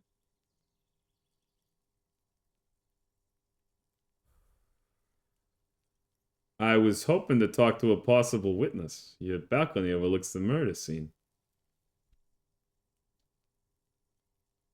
Or maybe... Oh, whoa. Does he know me? Did I do something drunk? I mean, okay, yeah, I did a ton of drunk shit, but did I...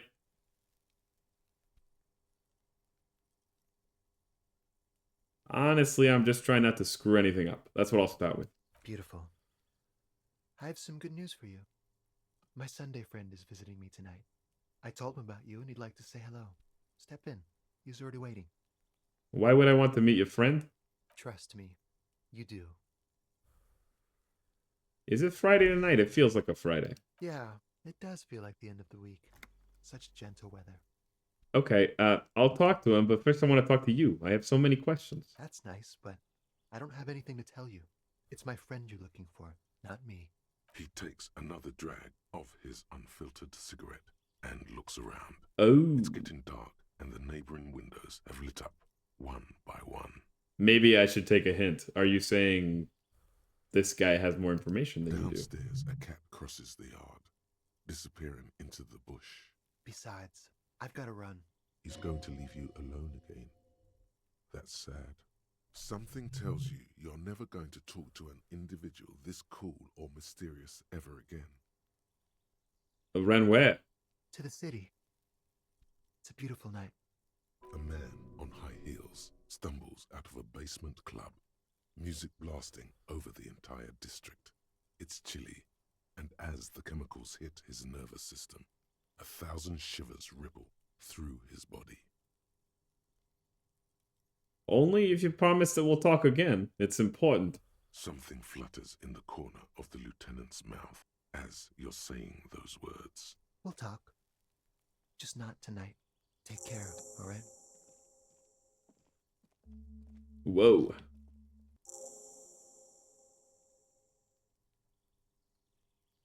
There's something so different about him that I just can't put my finger on. Different, of course. Kim's like, he's gay, dude. Or at least into men. I don't know. Maybe he is. I don't know. There's just something so mysterious about the way he talks and moves. Something so mysterious about the way he talks. Very mysterious. Very. He's barely holding it together. It's all he can do to keep from bursting out in laughter. Come on, detective, let's go. We've got a potential witness to interview. His Sunday friend, remember? Okay, you know, I can get behind that, to be honest. So, there are a handful of things I believe, like, it's okay to let people underestimate you, because, you know, sometimes that comes in handy, but also, sometimes making a fool of yourself and just pretending to be dumb, you learn a lot of stuff that way. Not just about, like, what people think of you, but, like, having somebody explain something relatively basic to you in a new way, like, you can learn something that way. so I can understand acting dumb. Although, you know, I think there's plenty of reasons for people to underestimate Mr. Dubois here. Whoa. It's a nerd. A quarterly business magazine. I'm gonna skulk around your place real quick. Classic cop stuff.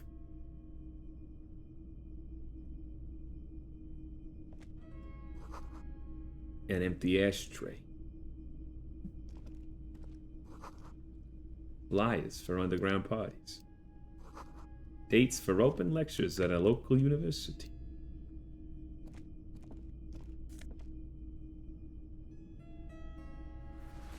None of this is weird. I can't wait to meet this guy.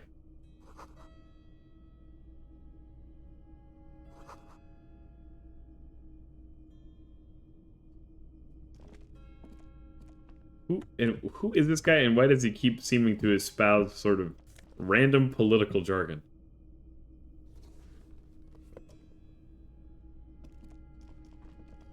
Officers of the Revachol Citizens Militia. You shouldn't be seeing him in an intimate setting. For some reason, you feel this man is your superior. Superior, but he's not in the command chain. His hands are clean and well manicured. This is a man who knows the importance of appearances.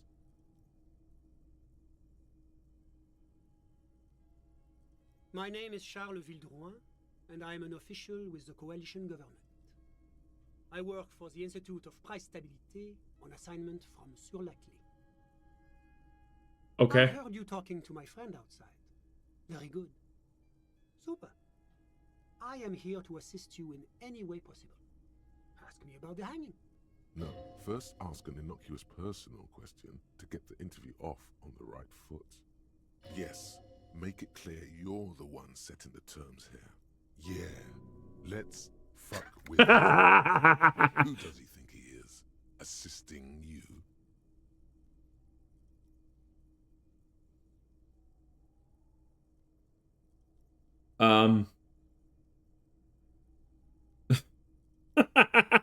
All of these questions are insane. You gotta tell me about this hat, brother. I got it from the head of the Samaran delegation on my trip to Lomantan. It's made from a special charcoal-colored bamboo.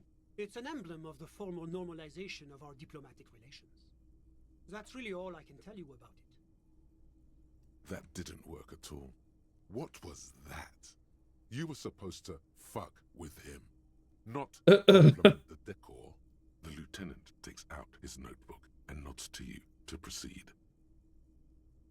What's an official like you doing in Montagnais? The coalition is only looking out for the price stabilité. Inflation is a killer, like a heart disease blocking the normal circulation of the economy. It must be controlled. The economy impacts the entire international community, which is why it requires international oversight. Okay, but what are you doing here in this apartment? Well, I'm renovating it. It is an interesting project. The building used to be a 12-story skyscraper before the cannons took the top 4 stories off. Wow. This, of course, happened when the coalition forces landed here. You could say I'm undoing some of the material damage the international community caused when we arrived here. So you're some kind of bureaucrat? Yes, as I said before, I am a commissioner from Sur la Clé working for the Institute of Price Stabilité. This is one of the main projects of the Moral Inter. I think this guy's used to all of these words working like magic on people. But it's not magic that works on someone so oblivious and drunk.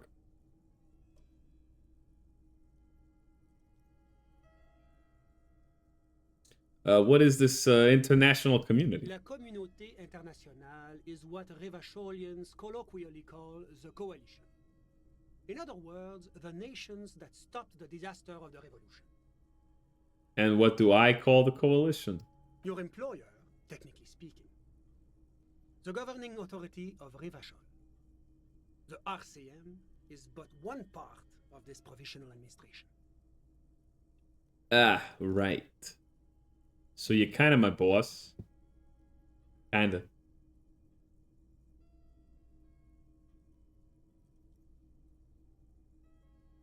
What is the price stability? It is the most important thing. You're an economist. That doesn't tell me anything. It's the central goal of any sound monetary policy. Maintaining the price stability is essential to maintaining high levels of economic activity, which is essential for maintaining high levels of employment, which is essential for maintaining the social stability. Basically, it makes sure the price of bread doesn't change. Precisely. Thank you, Kim. Too much inflation, bread becomes too expensive. Too much deflation, it becomes too cheap for bakers to produce. That's why the Institute of Price Stability works to keep inflation just below 2%. 2% of what? But not too far below. No. Too below is also bad. Below, but close to 2%. You're not answering my questions at all. The coalition believes in the importance of informing the public about the benefits of the price stability. Transparency is one of our principles. Would you like an informational pamphlet? Okay, sure. Give me a leaflet. A sound monetary policy is essential for addressing uncertainty. Stability is the raison d'être of the moral intern. It's the reason why I identify as a moralist. Maybe I can sell this pamphlet for drug money. But oh, I don't have my leaflets on me today. That's too bad. Why'd you offer? You can always call our information line. Making information available is part of the moral intern's commitment to transparency. It is the most important. Wait, okay. It's the No, I didn't mean to. Whoops. Precisely. That's why the Institute of Price, but not too far. The coalition believes in a sound. But oh, Okay, here we go. I don't have my leaflets on me today. Tell me more about Sur Laclef. You can always call our information. What's there to say? Sur-la-Clé is a modern, urbanized country that measures very high on the Oh, it's a Human country. Development and Freedom Index. Mostly, though, it's known as the executive heart of EPIS. Moreover, it is a great sponsor of less emerged countries. Revachol is only one of its many darlings whose progress it supports and cherishes. What makes Revachol Sur Laclef's darling? Because a great percentage of Revachol's culture hails from Sur-la-Clé. Its language, its people, its cuisine even. Or at least in the downtown La Delta area. Jamrock and other parts of the international zone have been mercifully spared of Sir Clay's love for meatballs and mashed potatoes. Meatballs are delicious. I've heard about this moral intern before, but I want to know more. What makes this intern so moral? It's the International Organization for Moralists. Hence, Moralist International. The Institute of Price Stability is just one of its many mind babies, as is the coalition. So when I said I was a lackey of capital, what I should have said is that I'm a moral intern, bitch. Or, ooh, the moral intern. That doesn't sound so bad. There are more nefarious powers to work for than the moral intern. Are you a moralist? But of course. But why? Because moralists believe in a normal, stable world governed by democratic values. Lieutenant, are you a moralist? Me? You've managed to catch the lieutenant off guard for a moment. He quickly recomposes himself. I'm a lieutenant of the RCM, dedicated to maintaining law and order in Revachol. Yeah, good answer. A very moralist answer. The lieutenant is practiced in the art of putting on a show for one's superiors. But what is a normal, stable The world? Occident is part of the normal world. Oh. Sur-la-Clé. Martinez doesn't seem very normal to me. Or stable. Martinez? No. Martinez is something else. And what about the rest of Revachol? Is it part of the normal world? Revachol is generally difficult. It's led by an interim government, which means it hasn't yet achieved full democracy. But they are working towards it. You're all doing very well here, relatively speaking.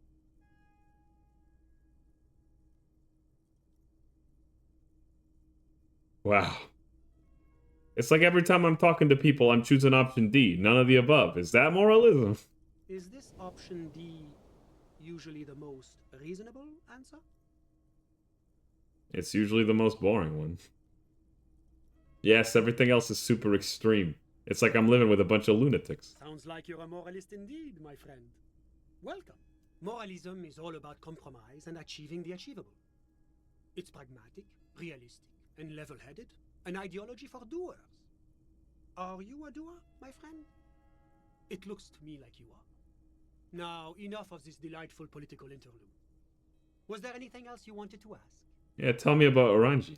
Oranje is an exemplary nation who, as a core member of EPIS, contributes 28% of our annual budget.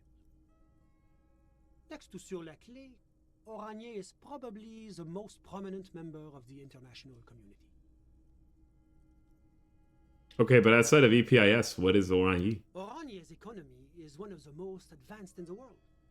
It has successfully transitioned from heavy industry to advanced services and generally acts as an engine for sustainable change in the international community. Can't you just talk like a normal person? Like, what's the hot dogs like over there? About what? About Orangi. Just tell me what it's like there. Oh, it's very urban and very well organized.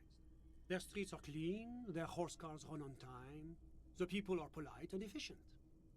Like I said, they are an example for less emerged nations to follow. He just cares about a machine, man.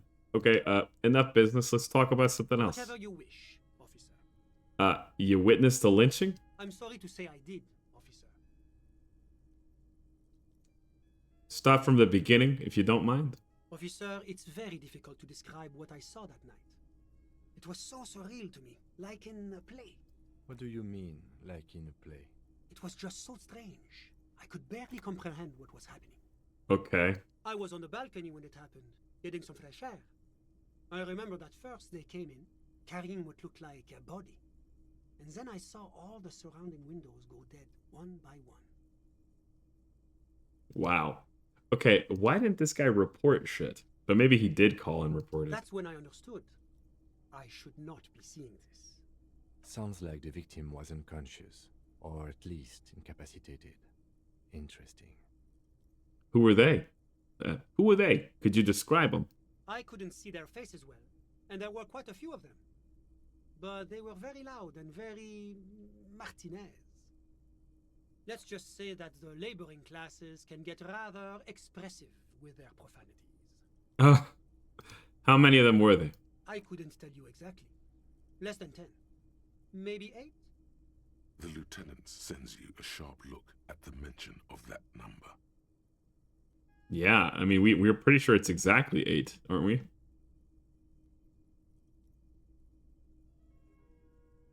Were any of them huge? Like 200 kilograms huge? That's a giant you're describing. No, they were all quite human, as far as I could tell. Oh, right. That's a stupid question. It was like their combined weight or some shit. What happened next? I went back inside. Yes, back inside. Keep yourself safe from the killing. Oh, so cruel. Were you able to see anything from inside? Officer, the yard was pitch black. There was nothing to see, but I could still hear their voices. They were threatening to kill that poor man. Were they men? Women? All men, I presume. But again, I couldn't see very clearly. What ethnicity were they? I believe they were mostly white, though I believe I saw 2 Aeropagites among them. And I am quite certain that one spoke with a Mesk accent. Okay, what happened next? Well, that's the strangest part, officer. Nothing happened. It was oddly quiet for a public lynching. Describe. Eventually, Nothing. their shouts died down, and that was all. There were no gunshots, no celebratory shouts, no anything.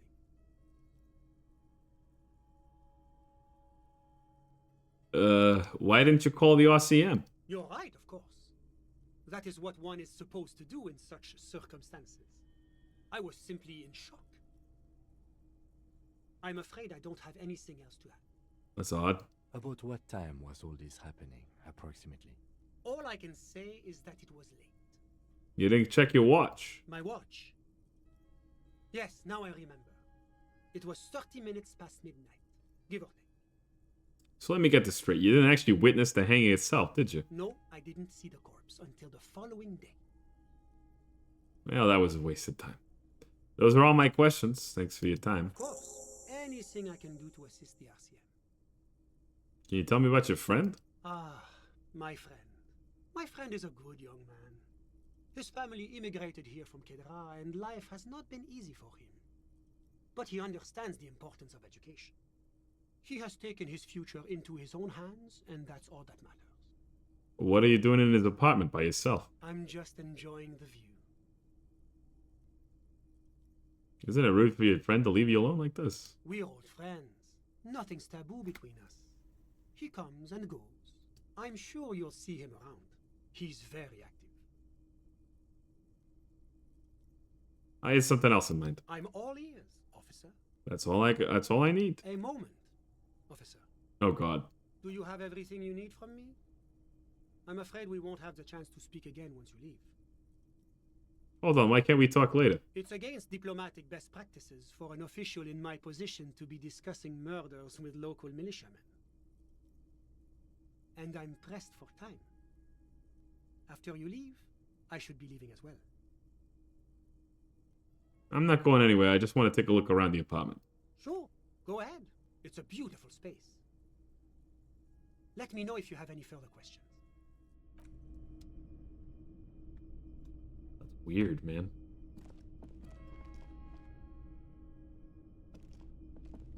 Well, there's nothing else to do in here. I guess we could just dismiss the guy. Was there anything else? I guess we could talk more about the other guy. My friend. What about him? What's Kedra? Kedra is a candidate member of APIS. But, between you and me, their potential membership is a more contentious issue. What do you mean? That it's never going to happen. Wow. They entered negotiations in 21, and it's been pending ever since. What's this EPIS thing you keep talking about? EPIS is a very special program developed by the Moral Intern to support certain Occidental nations. It began as a unified system of weights and measures, which proved to be a wild success. Nothing but kilograms and centimeters as far as the eye can see. Nice. It was such a wild success that we expanded it into an economic union for the processing of steel. Another success. And between you and me, the Moral Intern feels emboldened by this success. Emboldened to take EPIS to the next level. But what's on the next level? A supranational political alliance. The United States of Occident. Is it going to be like this place here? You mean Revachol? No, it's going to have transparent democracy. Is Revachol going to be part of EPIS? It's one day going to be a candidate member of EPIS, sure. Didn't you say the candidate members never really become real members? No. Candidate members do become members. Why do we even have the whole system in place if they don't? It just takes time. Time and evaluation. But we were talking about my friend here, not politics. You still haven't told me who he is. Sorry. Who? Your friend, the smoke on the balcony. We were just talking about him. But I told you, officer. He's a bright young man here to pursue his education. Education is the foundation of our future, especially the arts. It is a cornerstone of our civilization. What the hell, bro? So all you can tell me about him is that he's here to study the arts. He's deeply enmeshed in the study of the fine arts, yes. Which arts? He's a truly free spirit. He likes all the arts. Perhaps graphic design, printmaking, who knows? The world is open wide for a talented youth like him. How did you two even become friends? How did any of us become friends? Bad things happening on the Insulindian Isola? Oil platforms ablaze in the night? Civil wars lasting for years? Finally, the international community is forced to step in. What are you talking about? No one becomes friends that way. It's all about sharing drinks and stupid jokes. Au contraire. It's how millions of people end up where they are. Meeting the people they meet. Well, whatever. It's how I'm all ears. Goodbye. You don't have to tell me more about your little fling. Maybe I'll talk to him some more.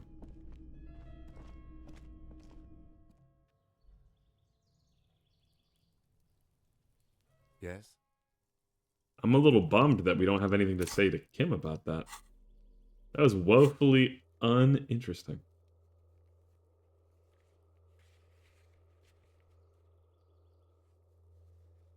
Well, we got a sad song tape. Maybe we can try to send Kim to bed and then go karaoke, baby. We're gonna shred that shit. We're gonna make everybody cry. And we're gonna do it sober. So we'll remember every crucial detail. Yeah, while we were in there, it did mention a cat. I can't imagine that matters much, but...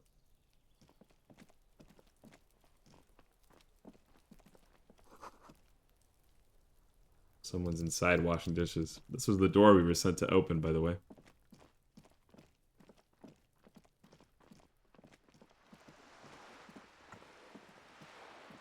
Ah, karaoke.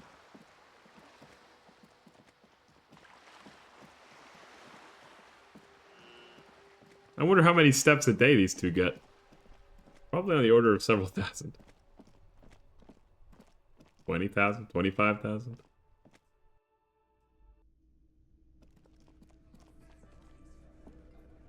Yes?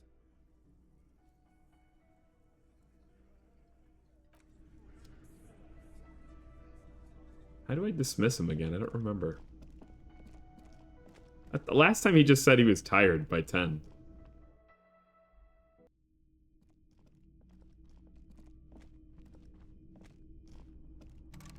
I can't enter anyway. I should go pay first, I guess. Dart. I got 20 bucks with your name on it, brother. Hey, was there some... Got the 20 real? Good. You got the room for the night, but remember, you'll need a... Whatever. Now can we send him away because we've got a room? Yes.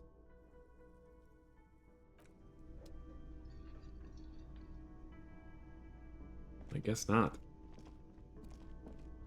Bedtime, bedtime.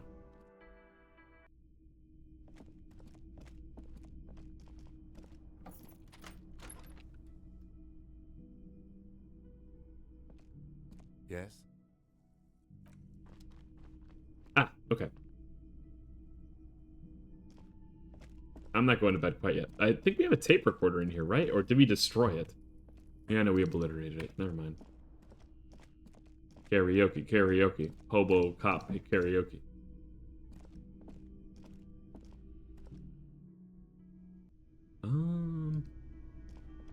Oh, Gart. Hey, was there some... Another thing. Great, yes? I guess I have to confirm that it's a sad song before I get to do karaoke. Annoying. I wonder if we have anything to say to her. I've got nothing to say to you. Okay. I guess that makes it clear.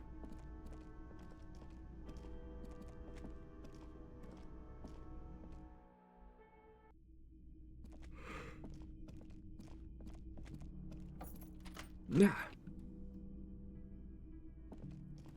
It's your favorite time of day, Harry, when you're alone on something you call a bed. A mirror hangs on the bathroom wall. It's barely covered in steam anymore.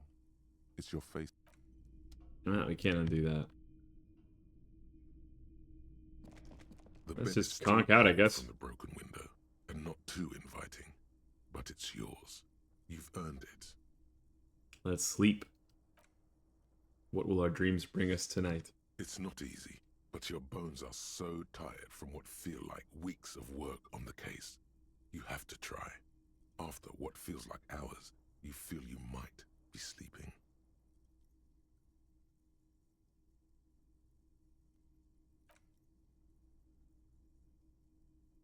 Thoughts, baby. A million little lights in the dark. You're one fine instrument, brother. All those faces and all those names. All that laughter and screaming and scheming around. Every corner and every street. Recorded in you forever on Ferrotape. Spinning, spinning. Tell me, am I dreaming? No, you're spinning tapes at the discotheque. The great unceasing disco of the mind. The flash. The bang. The endless learning experience. That's all that living is, huh? Spinning an eternity. On and on it goes. For untold hours. At the disco where you first asked her to dance. Rising. Oof. Rising. Above the dark curvature. The great wingspan of sleep. Studded with stars. Behold, there are millions of them down there.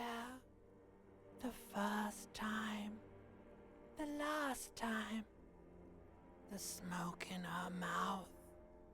The plotted flowers. The faces turning, changing. What is? It's the world, Harry boy. And you're made of it.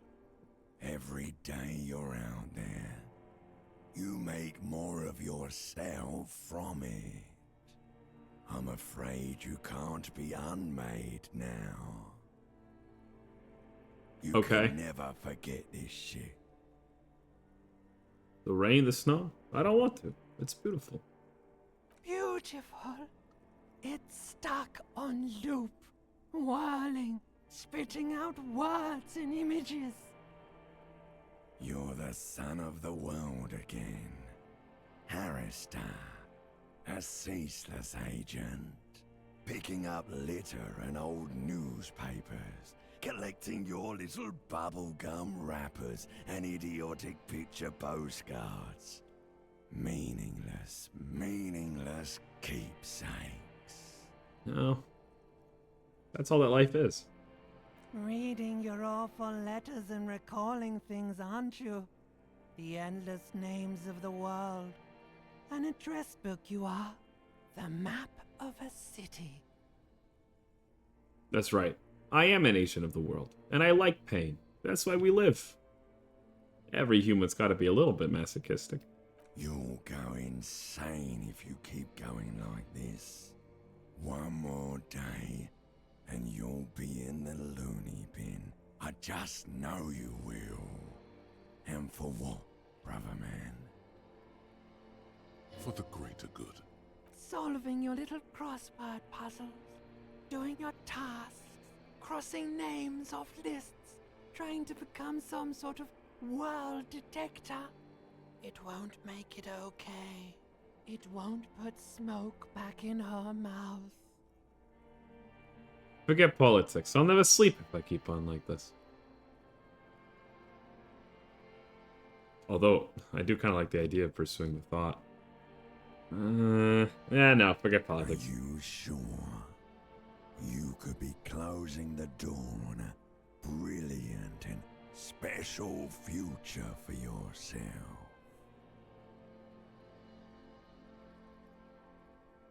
Special future. Alright, well, okay, let's get political then. I knew you couldn't resist. So now you're gonna change the world. But how? Huh, so it's probably committing us to one of the 4 presented political ideologies, I guess. There he goes again. He's a real political animal, our Harry. He still doesn't see that it's the world changing around him. He's got no idea what he's in for. Why? 'Cause only love can break your heart. Okay. Beep, beep, beep. The alarm is ringing, Harry. The disco circus goes on and on. You barely slept 3 hours last night. You can do it. It's nothing. Do it for the city. Go. Damn. Do it for the wind. Thanks, Shivers.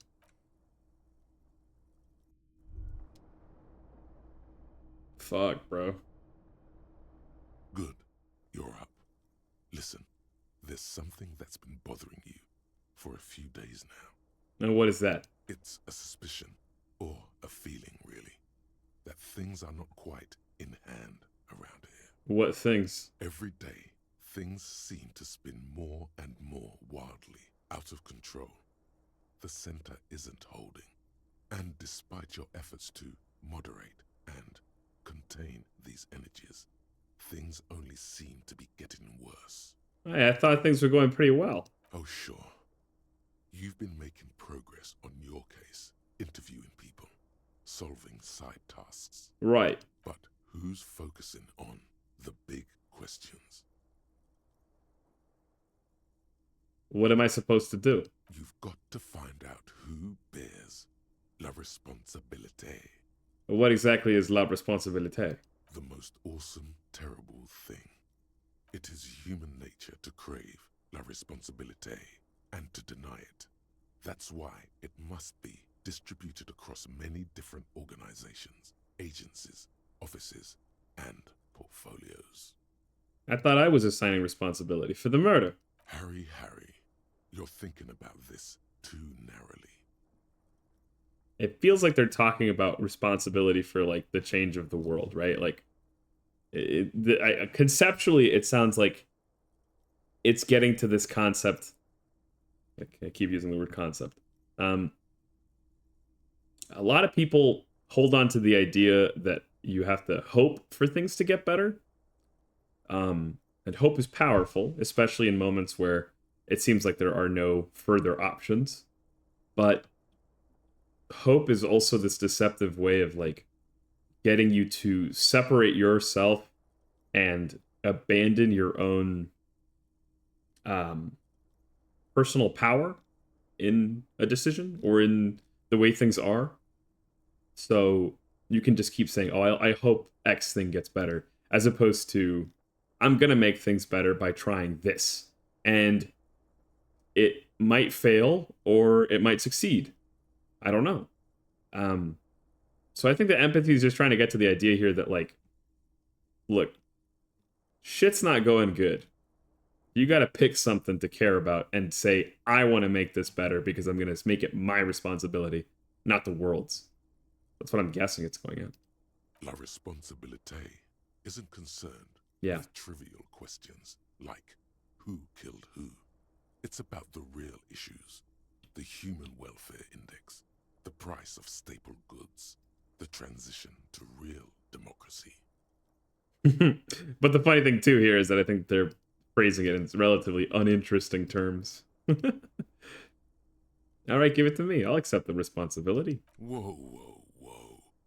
This isn't some kind of dictatorship.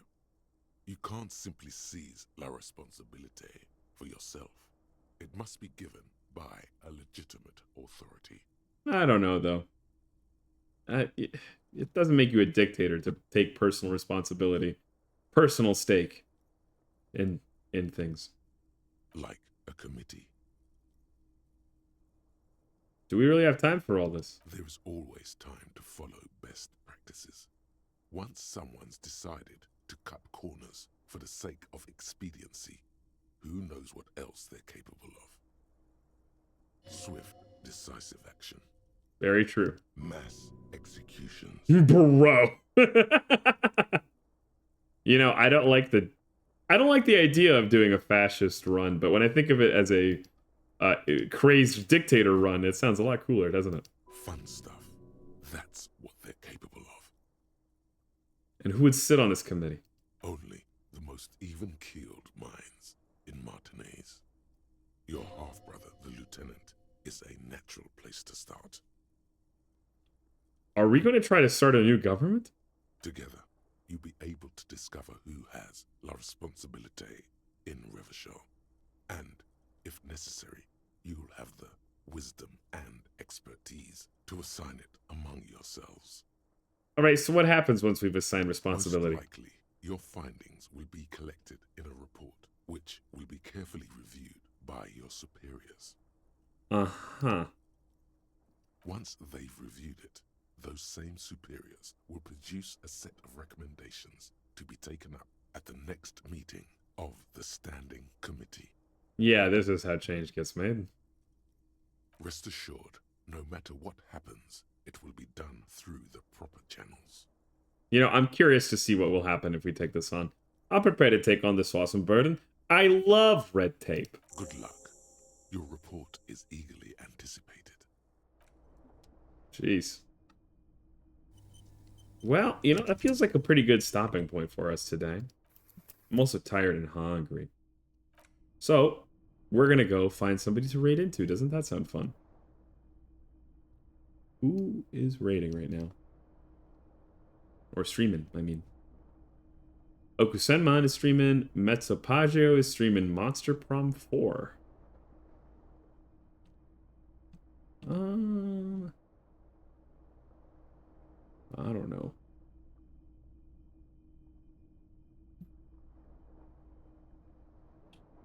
Let's do Okusenman. We haven't raided into him in a while. He's playing Warhammer 40k, Space Marine 2. So he's blowing up aliens, which, you know, it's going to be a real vibe shift from here. Alrighty, folks. Thank you so much for hanging out. I hope y'all have a good rest of your day, evening, morning, whatever it may be. Get a snack, drink some tea, get some rest. Because I'm going to be doing that. And I hope y'all have a good rest of your time. Like I said, make the most of your time, because heaven waits for you. Goodbye. Say hello to Okusenman.